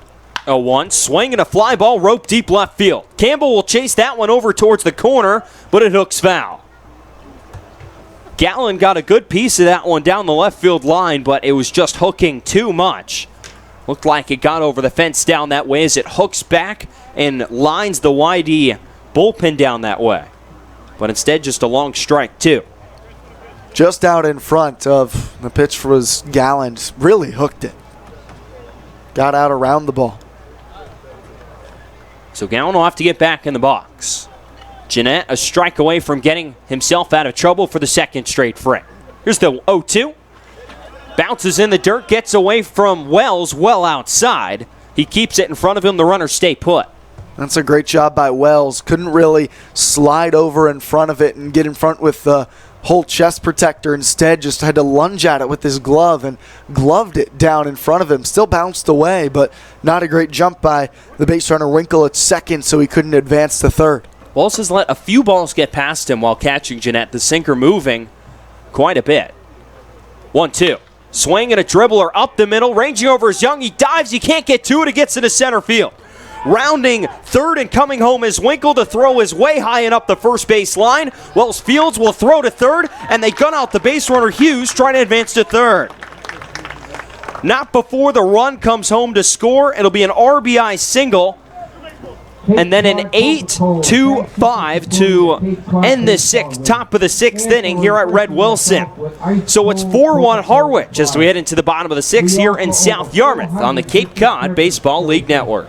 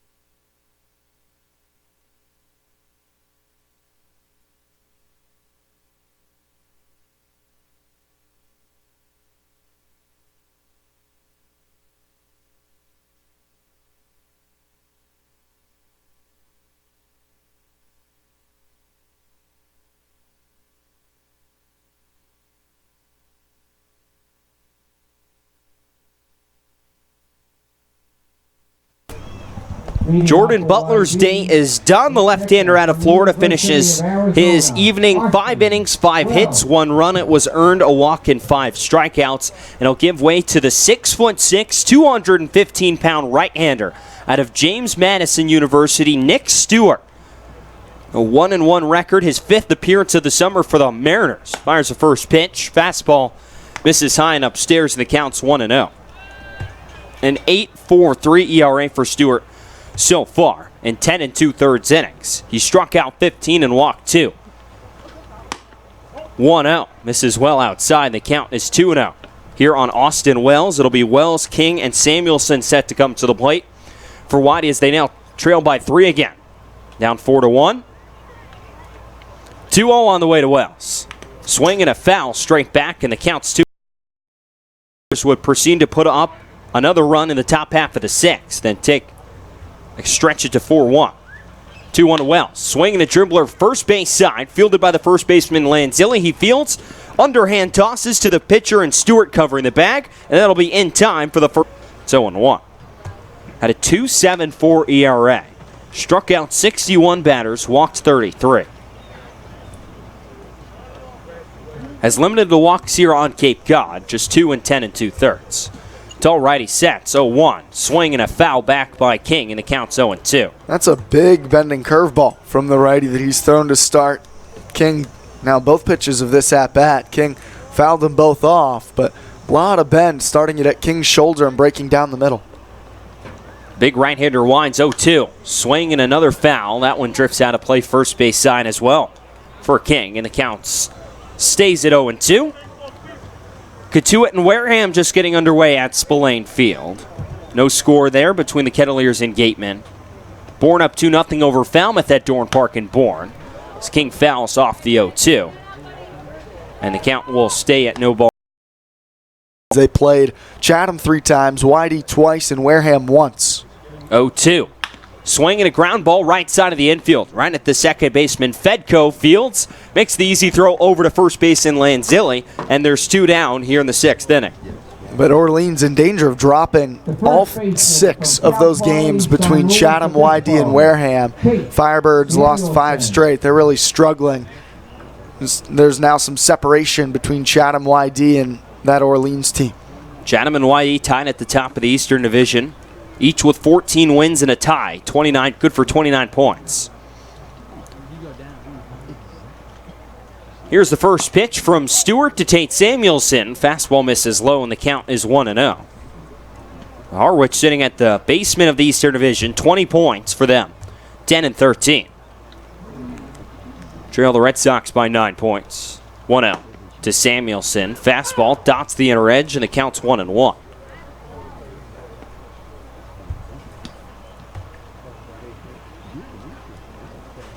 Nick Stewart looking for a 1-2-3 inning out of the Harwich bullpen. Fires home the 1-1. Bounces in there, and the count goes to 2-1. So Harwich pitching staff that's been spectacular this summer. While we mentioned the struggling offense, the pitching has been polar opposite. First in ERA at 3, just over 3.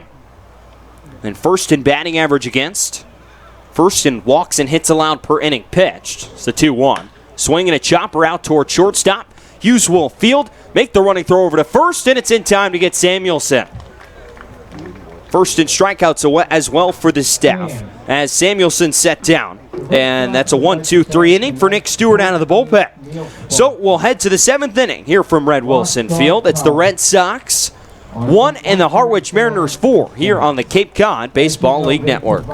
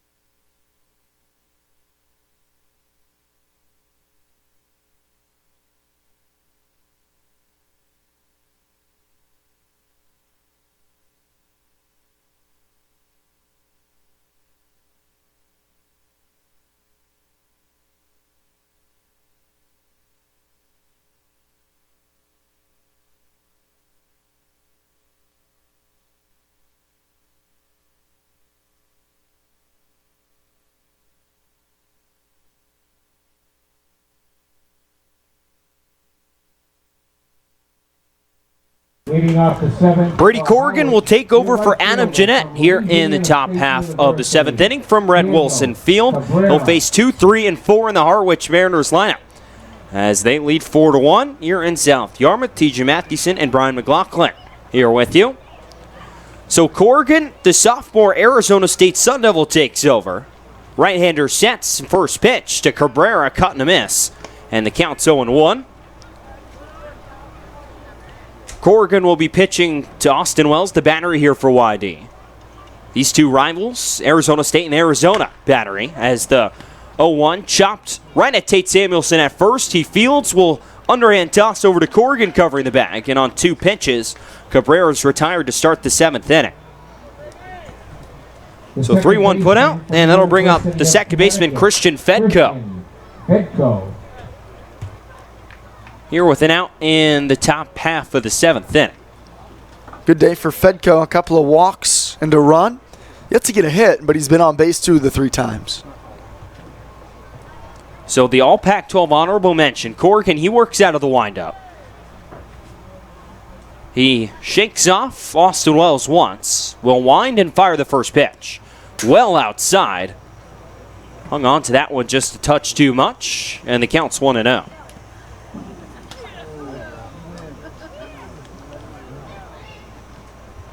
Corrigan this season at Arizona State, an ERA at 5.61 and a 3-4 record.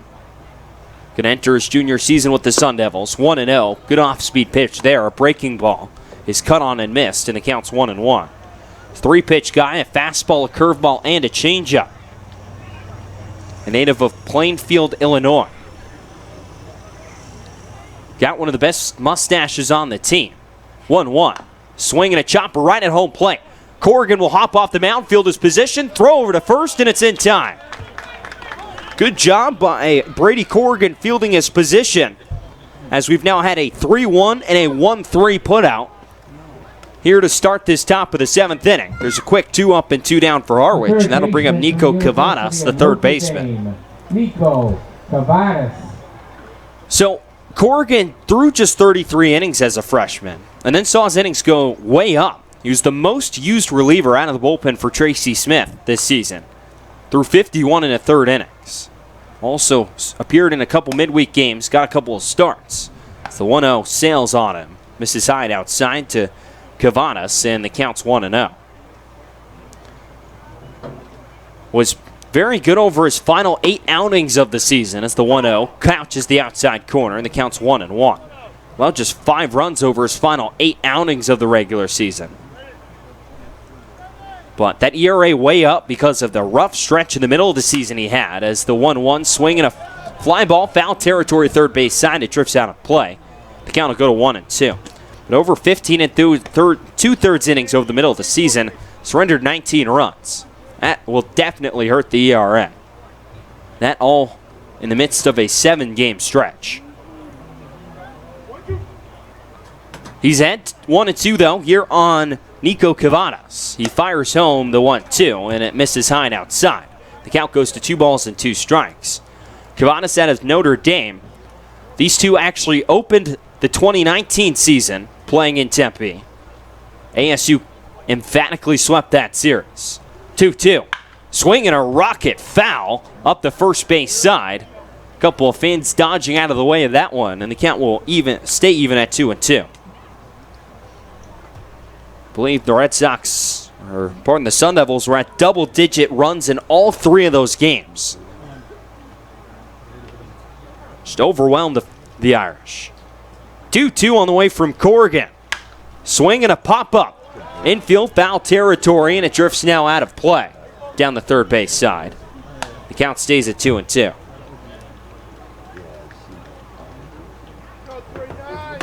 For 4-1 Harwich here at Red Wilson Field.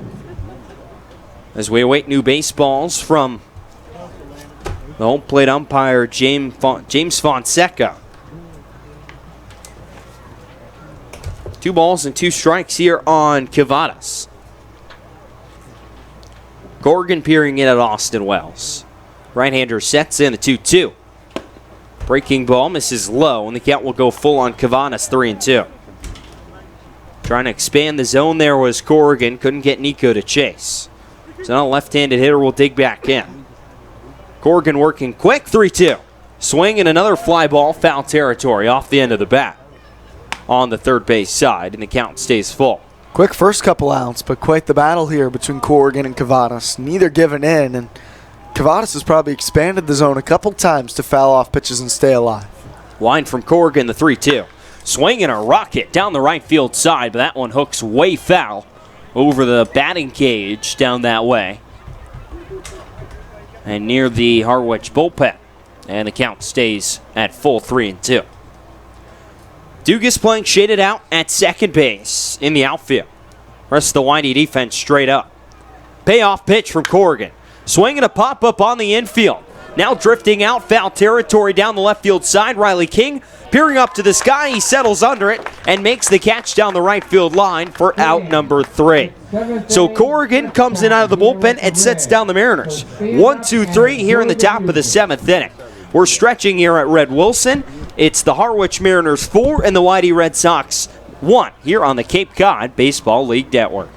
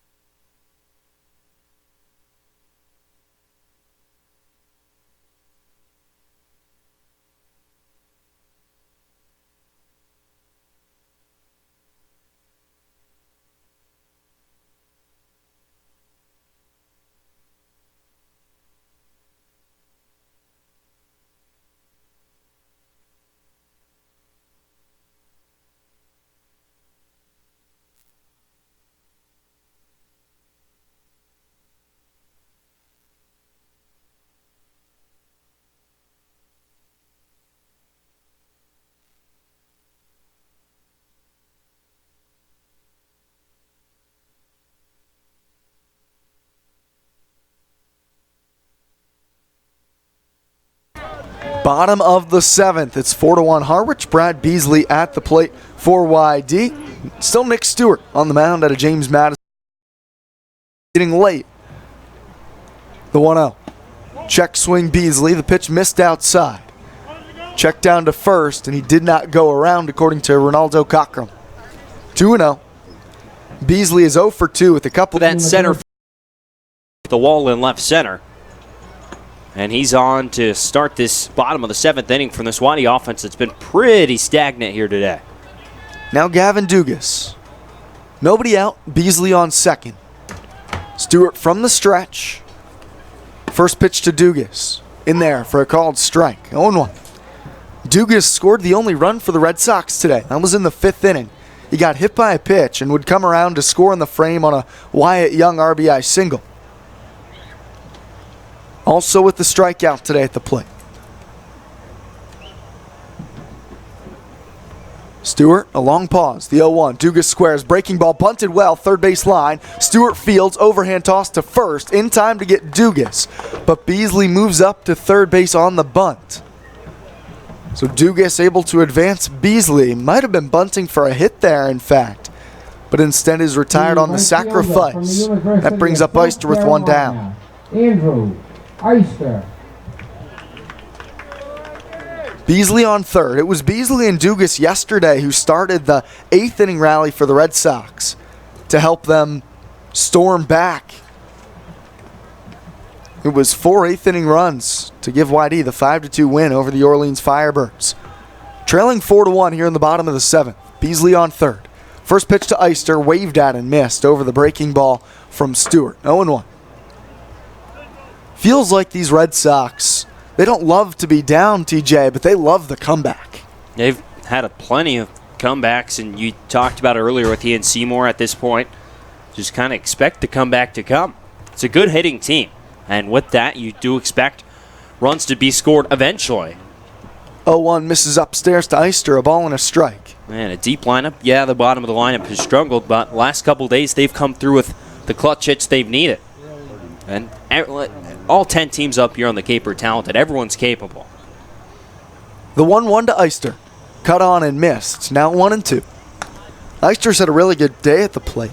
Singled in the third, swiped second base, also walked in the fifth. But he was cut down trying to score at home plate in the third inning by Daniel Cabrera in left. It would have given the Red Sox a 1-0 lead at the time. A ball and 2 strikes to him here. Stewart sets. Beasley leads from third. The pitch. Awkward swing. Eister comes up empty. He was locked up on the breaking ball from Stewart on the mound, and now there's 2 outs in the 7th for YD. Like Eister was expecting that to break more over the plate. Instead, it just broke down and just got crossed up there on the swing. 2 outs, and that brings up Riley Terada. Couple of flyouts for him today. One, a towering shot to shallow left. The other, a ball just off the end of his bat that died in center to Marshak. First pitch, check swing. It's a called strike anyways. 0-1 to Terada. Feels like he's starting to get more comfortable at home plate.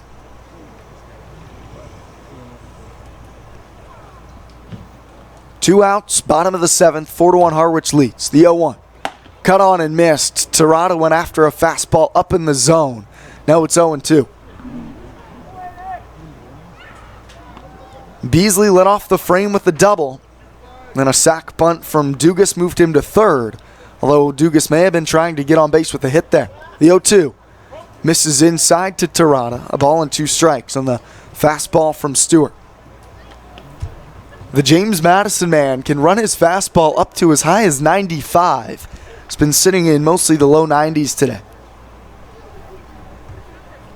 Terada chokes up on the bat. The 1-2 misses up at the eyes. 2 balls, 2 strikes.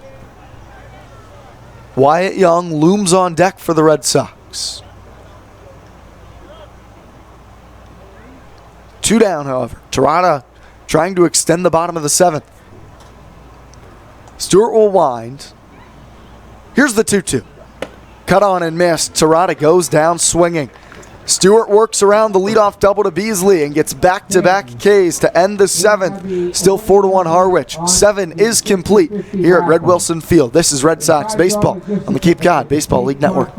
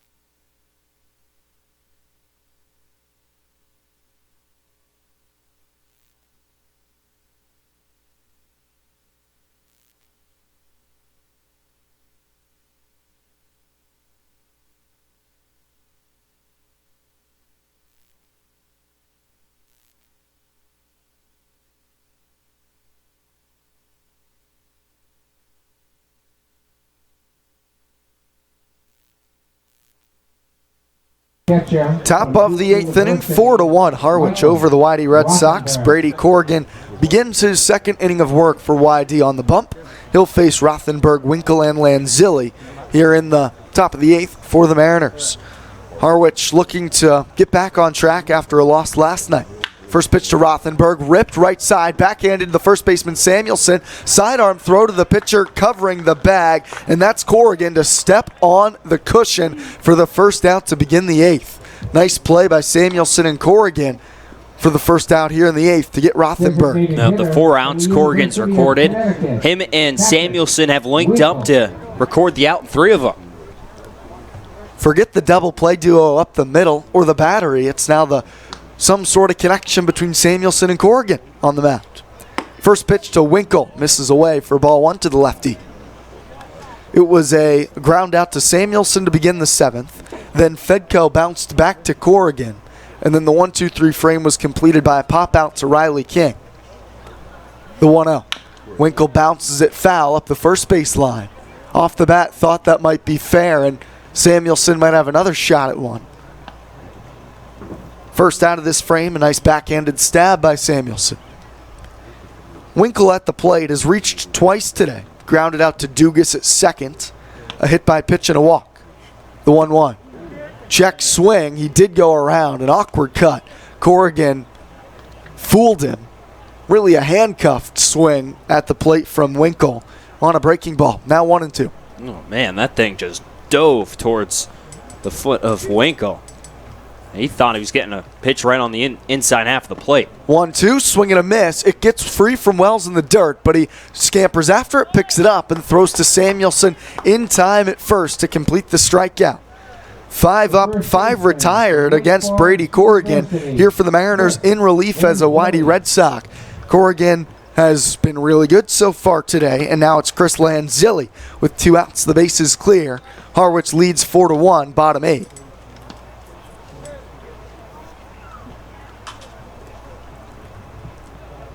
First strikeout of the day for Corrigan against Winkle. First pitch to Lanzilli as a breaking ball called strike 0-1.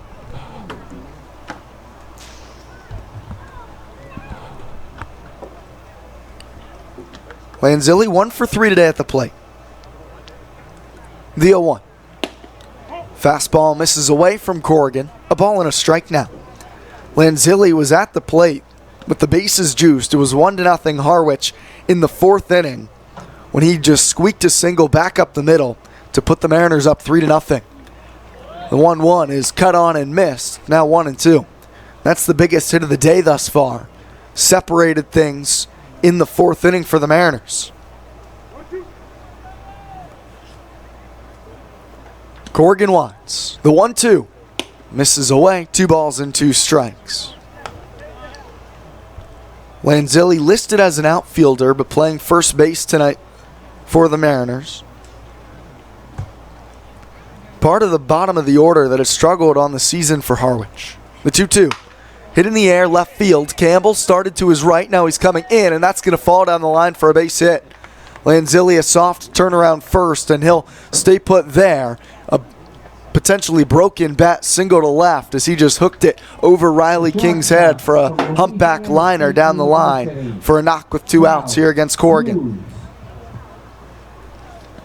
So 2 hits today for Lanzilli, and now Hal Hughes also hitting sub 200, but he also has 2 hits today for the Mariners. Doubled in the 3rd, singled in the 6th. Facing Corrigan for the first time today. He'll stretch.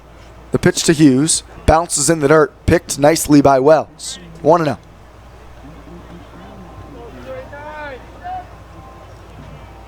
Hughes, a slick fielding shortstop from LSU. Struggled to get the lumber going so far for the Mariners. Lanzilli leads from first. The 1-0 to Hughes. Breaking ball, notches the outer edge for strike 1.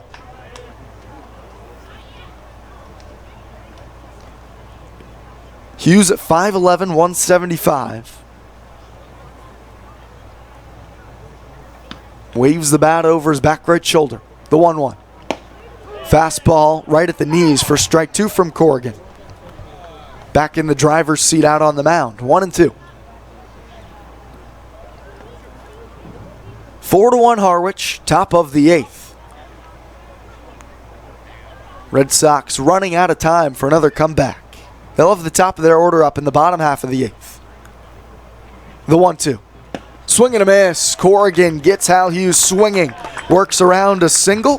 For the Mariners, they strand one here in the 8th. One man left aboard, no errors for the Red Sox in the field. 4-1, Harwich, bottom of the 8th, coming up next here on the Cape Cod Baseball League Network.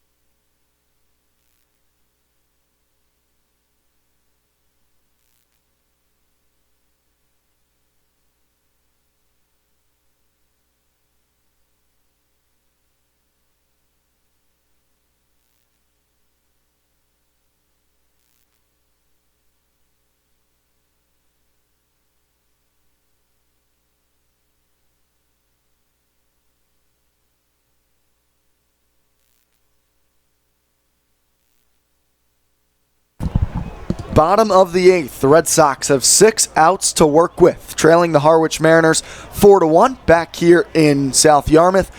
Red Sox begin the home half of the 8th here against Nick Stewart. First pitch ripped down the right field line by Wyatt Young. Fair ball over towards the corner. Young is digging for second. Here's the throw from Cabrera. It's cut off. Young slides in safely to second.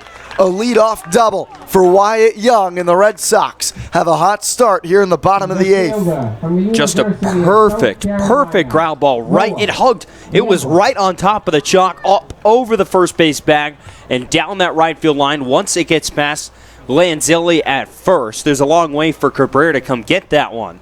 And the good speed of Wyatt Young puts him on at second. Not a bad start to this 8th inning if you're YD. Back-to-back innings that have begun with a double for the Red Sox. Brad Beasley doubled to start the 7th for YD, but he ended up being stranded at 3rd. Now Noah Campbell to the plate. Cut on and missed. First pitch fastball got Campbell to come up empty. 0-1. Campbell a 1-for-3 day at the plate. Hitting from the left side here. Facing Nick Stewart in his 3rd inning of work on the mound. First time he's gone through this top part of the order. The big righty sets, looks in at Campbell. The pitch. Off speed, misses away. Might have been a changeup. 1-1 now to Campbell. Young with his 2nd hit of the day out on second. Austin Wells, the tying run looming in the on-deck circle. Shadows covering almost the entire infield except Lanzilli at first. A ball and a strike to Campbell. Here's the pitch. Campbell slashes it foul out of play towards the left side. Now 2 strikes to go with the ball.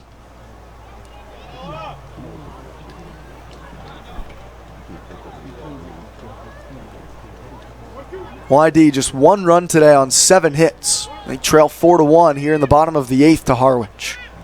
This Eastern Division matchup. Stewart with the 1-2. Campbell a grounder right side. That'll move Wells over to 3rd. Rather Young picked up by the second baseman Fedko, and his throw to first gets Campbell. But Young advances to 3rd base on the ground down. And Wells now to the plate with 1 out and Wyatt Young on 3rd. Well, it's big to get a ball to the outfield here. Red Sox got a leadoff runner on at second base. Brad Beasley led off the bottom of the 7th inning with double, but was left stranded with a ground out and a pair of strikeouts to end that inning. You have your middle of your lineup up. Want to get this one into the outfield to give Wyatt Young a chance to score and cut this lead to 2. Get something here. Infield for the Mariners, playing Wells to pull to the right side. First pitch. Fastball misses away to the big lefty. 1-0. Wells 1-for-3 today. Singled back up the middle in the 1st inning. A bounce out to first base in both the 4th and the 6th. has great power to the opposite field. The 1-0. Breaking ball gets past the catcher Rothenberg, and Young's gonna score. A wild pitch out on the mound from Nick Stewart allows Wyatt Young to cross the plate, and YD is within 2 here in the bottom of the 8th. And Wyatt Young read that perfectly. He sees it skip out of the glove of Rothenberg and immediately takes off for home and scores easily. Rothenberg, once he saw Young was about halfway down the line, there was not a chance he was going to get him. Got all the way to the screen.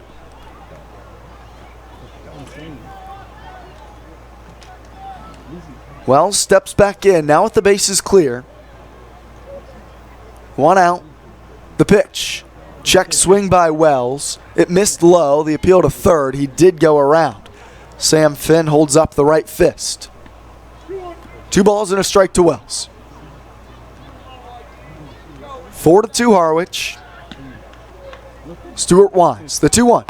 Cut on and missed by Wells. Now 2 balls and 2 strikes. Entire outfield still sunlit. The infield, almost all of the dirt covered in shade. Here's the 2-2. Swing and a miss. Wells goes down swinging. First strikeout for him at the plate today. 3rd out on the mound for Nick Stewart. And now there's 2 down for YD in the 8th. That's just good old-fashioned country hardball right there. You mentioned that Stewart can touch 95, and that fastball right there. We don't have a speed gun here at Red Wilson Field. I have to imagine that was sitting somewhere in the mid-90s. Riley King gets into the batter's box. He'll hit from the right side. An 0-for-3 day for Riley. First pitch from Stewart. Called strike just on the outside corner. 0-1. King has grounded out to third base, shortstop, and second base today. Once apiece. He's spreading the wealth across the infielders. The 0-1. Grounded, back up the middle, that's a base hit. How about one to the outfield as well? Marshak fields it in center, and King with the 2-out knock just under the glove of Stewart on the mound. YD not quite done yet here in the 8th, trailing 4-2. Tying run will stride to the plate, Tate Samuelson. 2 straight nights we've seen the Red Sox with 8th inning heroics. And then with the tying run here at the plate, I spy Taylor Dollard stirring down in that bullpen. King on first, Samuelson at the plate. Stewart's first pitch. Line drive right at the second baseman Fedko, and he has it. Samuelson hit it hard, but a line out to Fedko ends the 8th inning. YD gets 2 on 2 hits. There were no Mariner errors. They leave 1 aboard in the 8th. 4-2 Harwich. We're through 8. 9th inning coming up next here on the Cape Cod Baseball League Network.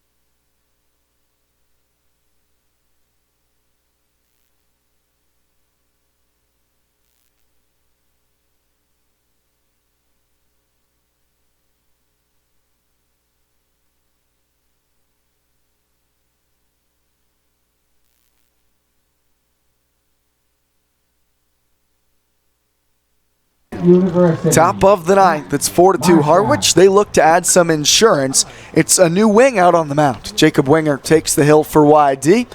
The righty set to make his first inning of work against Marshak, Galland, and Cabrera here for the Mariners. First pitch misses high and tight to Marshak. It's 1-0. The Texas Tech Red Raider, Marshak at the plate, is 0 for 3 today.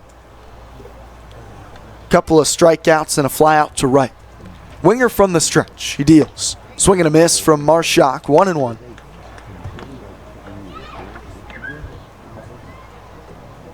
Winger was with the Red Sox in early season action, was released for a bit. Now he's back with the team, adding some relief depth. 1-1. Breaking ball just on the inner corner for a called strike. Now 1-2.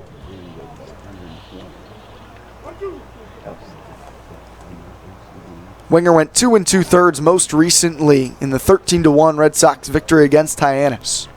The 1-2 popped up, right field line, foul territory out of the reach of the first baseman Samuelson, and it falls harmlessly into the grass in foul ground. Another 1-2 coming up here. TJ asked Alex when he was on, who's your home run derby pick tonight?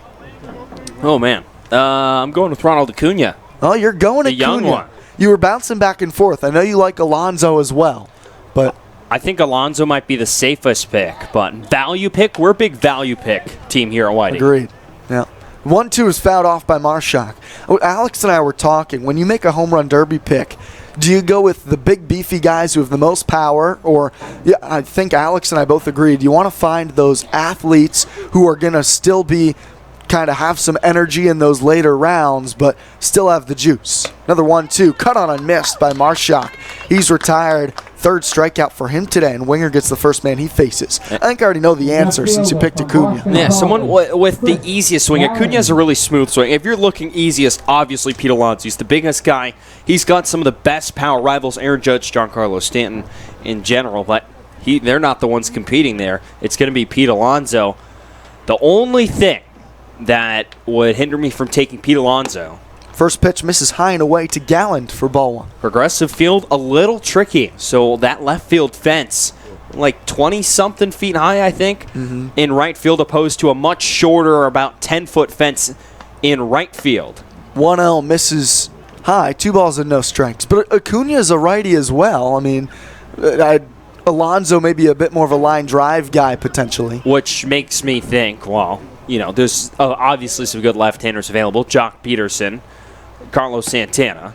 2-0 is a called strike on the inner edge, 2-1. Pair of switch hitters hitting in this in Carlos Santana and Josh Bell. Interesting to see how they'll swing. Yeah, Bell has good pop from both sides. Probably a little more juice from the left if I had to guess. That's where he'd swing.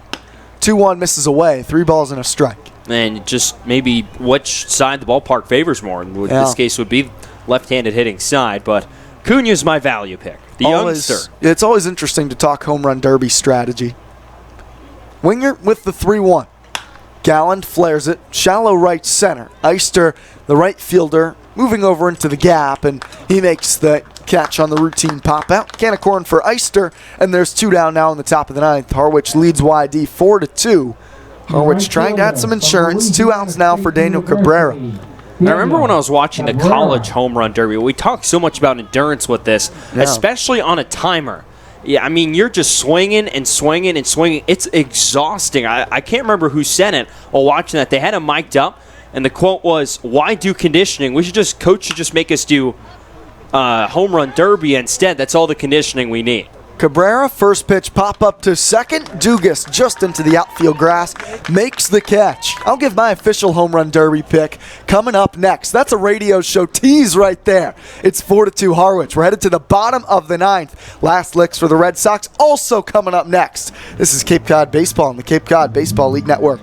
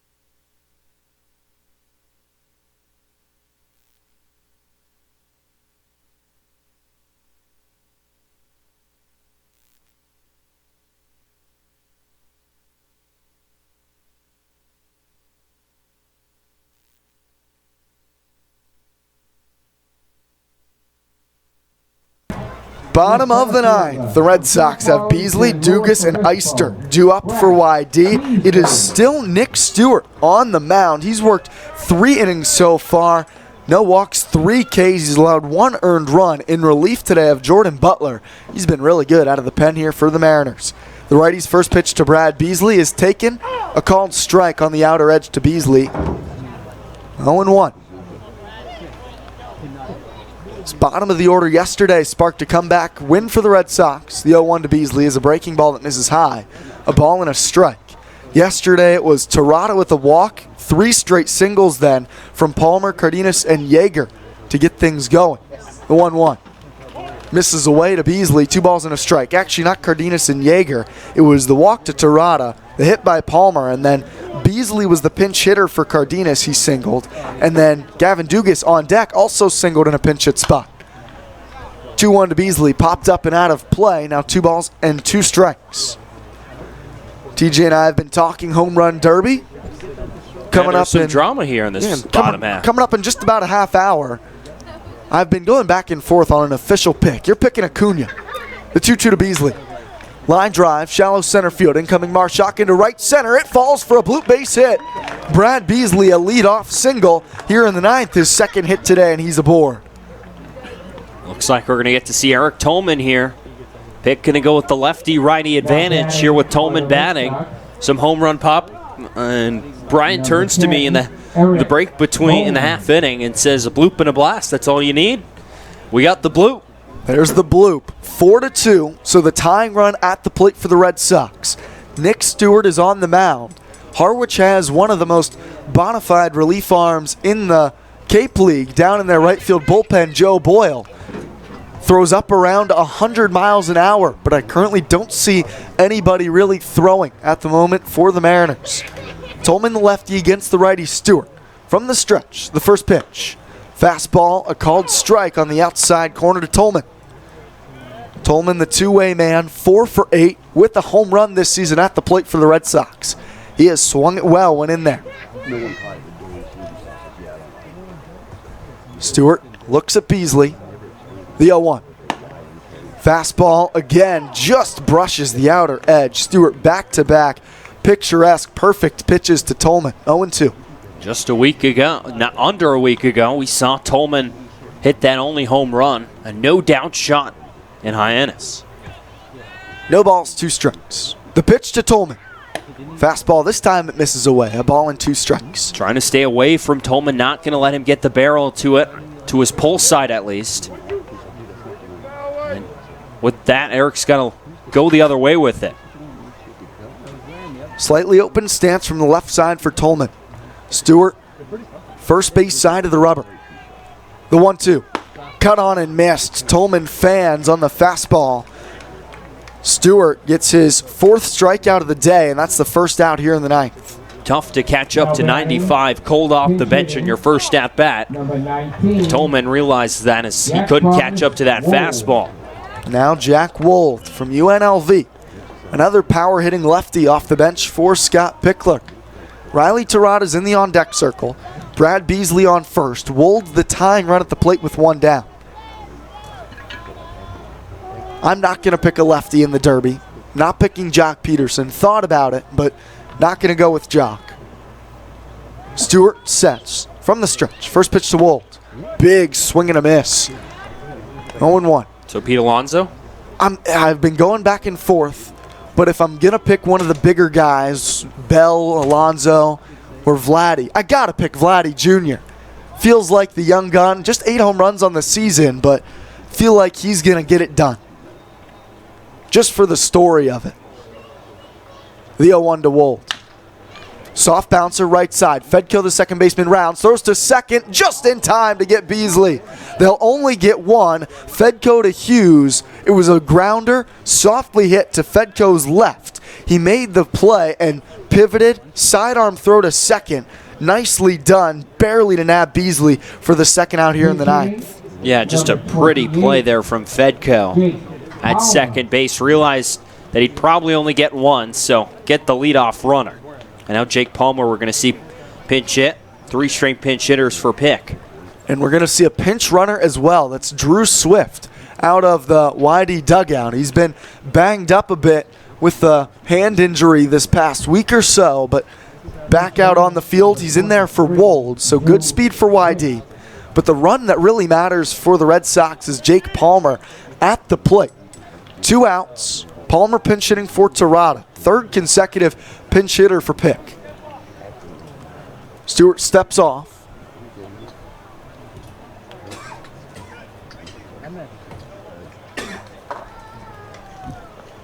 Two outs, bottom of the ninth. 4-2, Mariners lead it. Harwich looking for just their 2nd win against an Eastern Division foe this season. Stewart deals.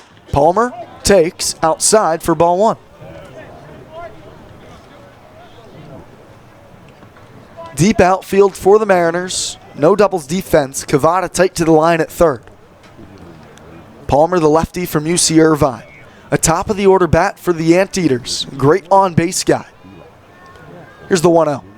Palmer slowly dribbles it right side. Fedko, the second baseman, fields in the outfield grass. Sidearms to first in time to get Jake Palmer. YD leaves one man aboard in the 9th, and they fall 4-2 to the Harwich Mariners tonight at Red Wilson Field. Harwich got 3 runs in the 4th, and that was all they needed. YD falls short in their comeback attempt tonight against the Mariners. Harwich improves to 11-13 on the season. YD falls to 14-8-1 on the year. We'll step aside and be back for a quick post-game show. When we return, hear from Red Wilson. This is Red Sox Baseball on the Cape Cod Baseball League Network.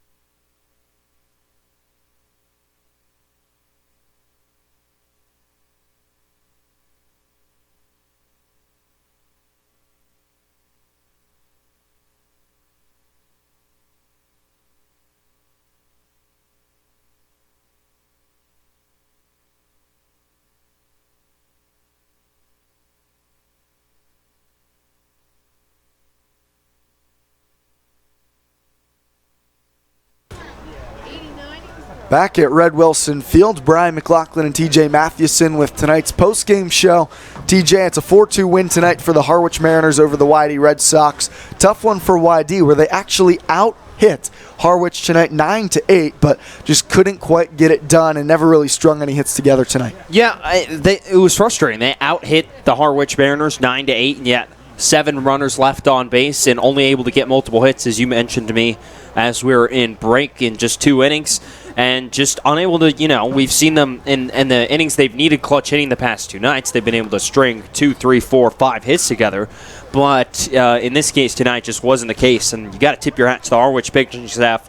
Combination of Nick Stewart and Jordan Butler, 9 innings, just 2 runs on those 9 hits. They were very scattered, though, and 9 strikeouts. And Harwich showing why they're one of the top pitching teams in the whole league. Harwich gets just their 2nd win against the Eastern Division, improving to 2-7 on the season. Their pitching staff was really good tonight. Nick Stewart's going to get the save. 4 innings out of the bullpen, 4 Ks, no walks. Jordan Butler gets the win in 5 innings as a starter.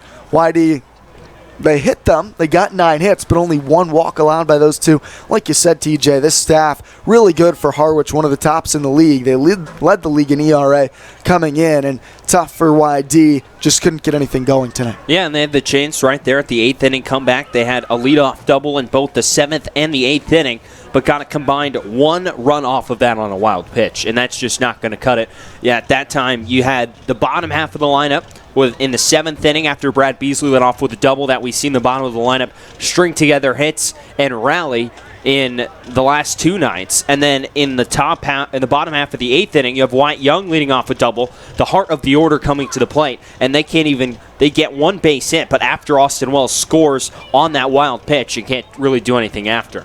Wyatt Young gets a couple hits of the night, as well as Brad Beasley for the YD Red Sox. On the other side of things, the big hit tonight came from Chris Lanzilli. He got a 2-run knock in the 4th that would essentially drive home the game-winning run at the time, plating both Christian Fedko and Nico Cavadas to put, at the time, the Mariners up 3-0. They would go on to win 4-2. TJ, any final takeaways from this one? Well, the Red Sox, who have played really well against the Wareham Gatemen. The Gatemen will be here at Red Wilson Field tomorrow for the second time in a week's span. So last time out, they were able to hold the top Gateman offense to just 1 run. And, we've now seen 3 straight quality pitching performances from this YD staff after the clunker in Brewster a few days ago, and then a week ago in Chatham, another clunker with the 15 and 13 runs in those 2 games. Besides that, we've seen now 3 straight quality pitching performances from this staff, and we'll see if they continue it tomorrow. Back here at Red Wilson tomorrow, Wareham comes to Red Wilson Field to take on the YD Red Sox. Final line score tonight for you. Harwich gets the win 4-2. They improve to 11-13. YD takes the loss, 14-8-1. Now the record for your Red Sox. YD still with 29 points. Harwich goes up to 22 on the season. They are closing in on Brewster right now. That team definitely is in danger of dropping into last place in the division. Harwich 4 runs, 8 hits, no errors, 6 left aboard for the Mariners tonight. YD 2 runs, 9 hits, no errors, and they left 7 on base. Starter for Harwich, Jordan Butler gets the win. John Beller, the starter for YD, takes the loss tonight, falls to 1-1. Nick Stewart gets the save in 4 great innings of relief for Harwich this evening. Final score, 4-2. Harwich takes it over YD. We'll talk to you back here at Red Wilson tomorrow against Wareham. For TJ Mathewson, I'm Brian McLaughlin. Final score, 4-2. Harwich wins tonight.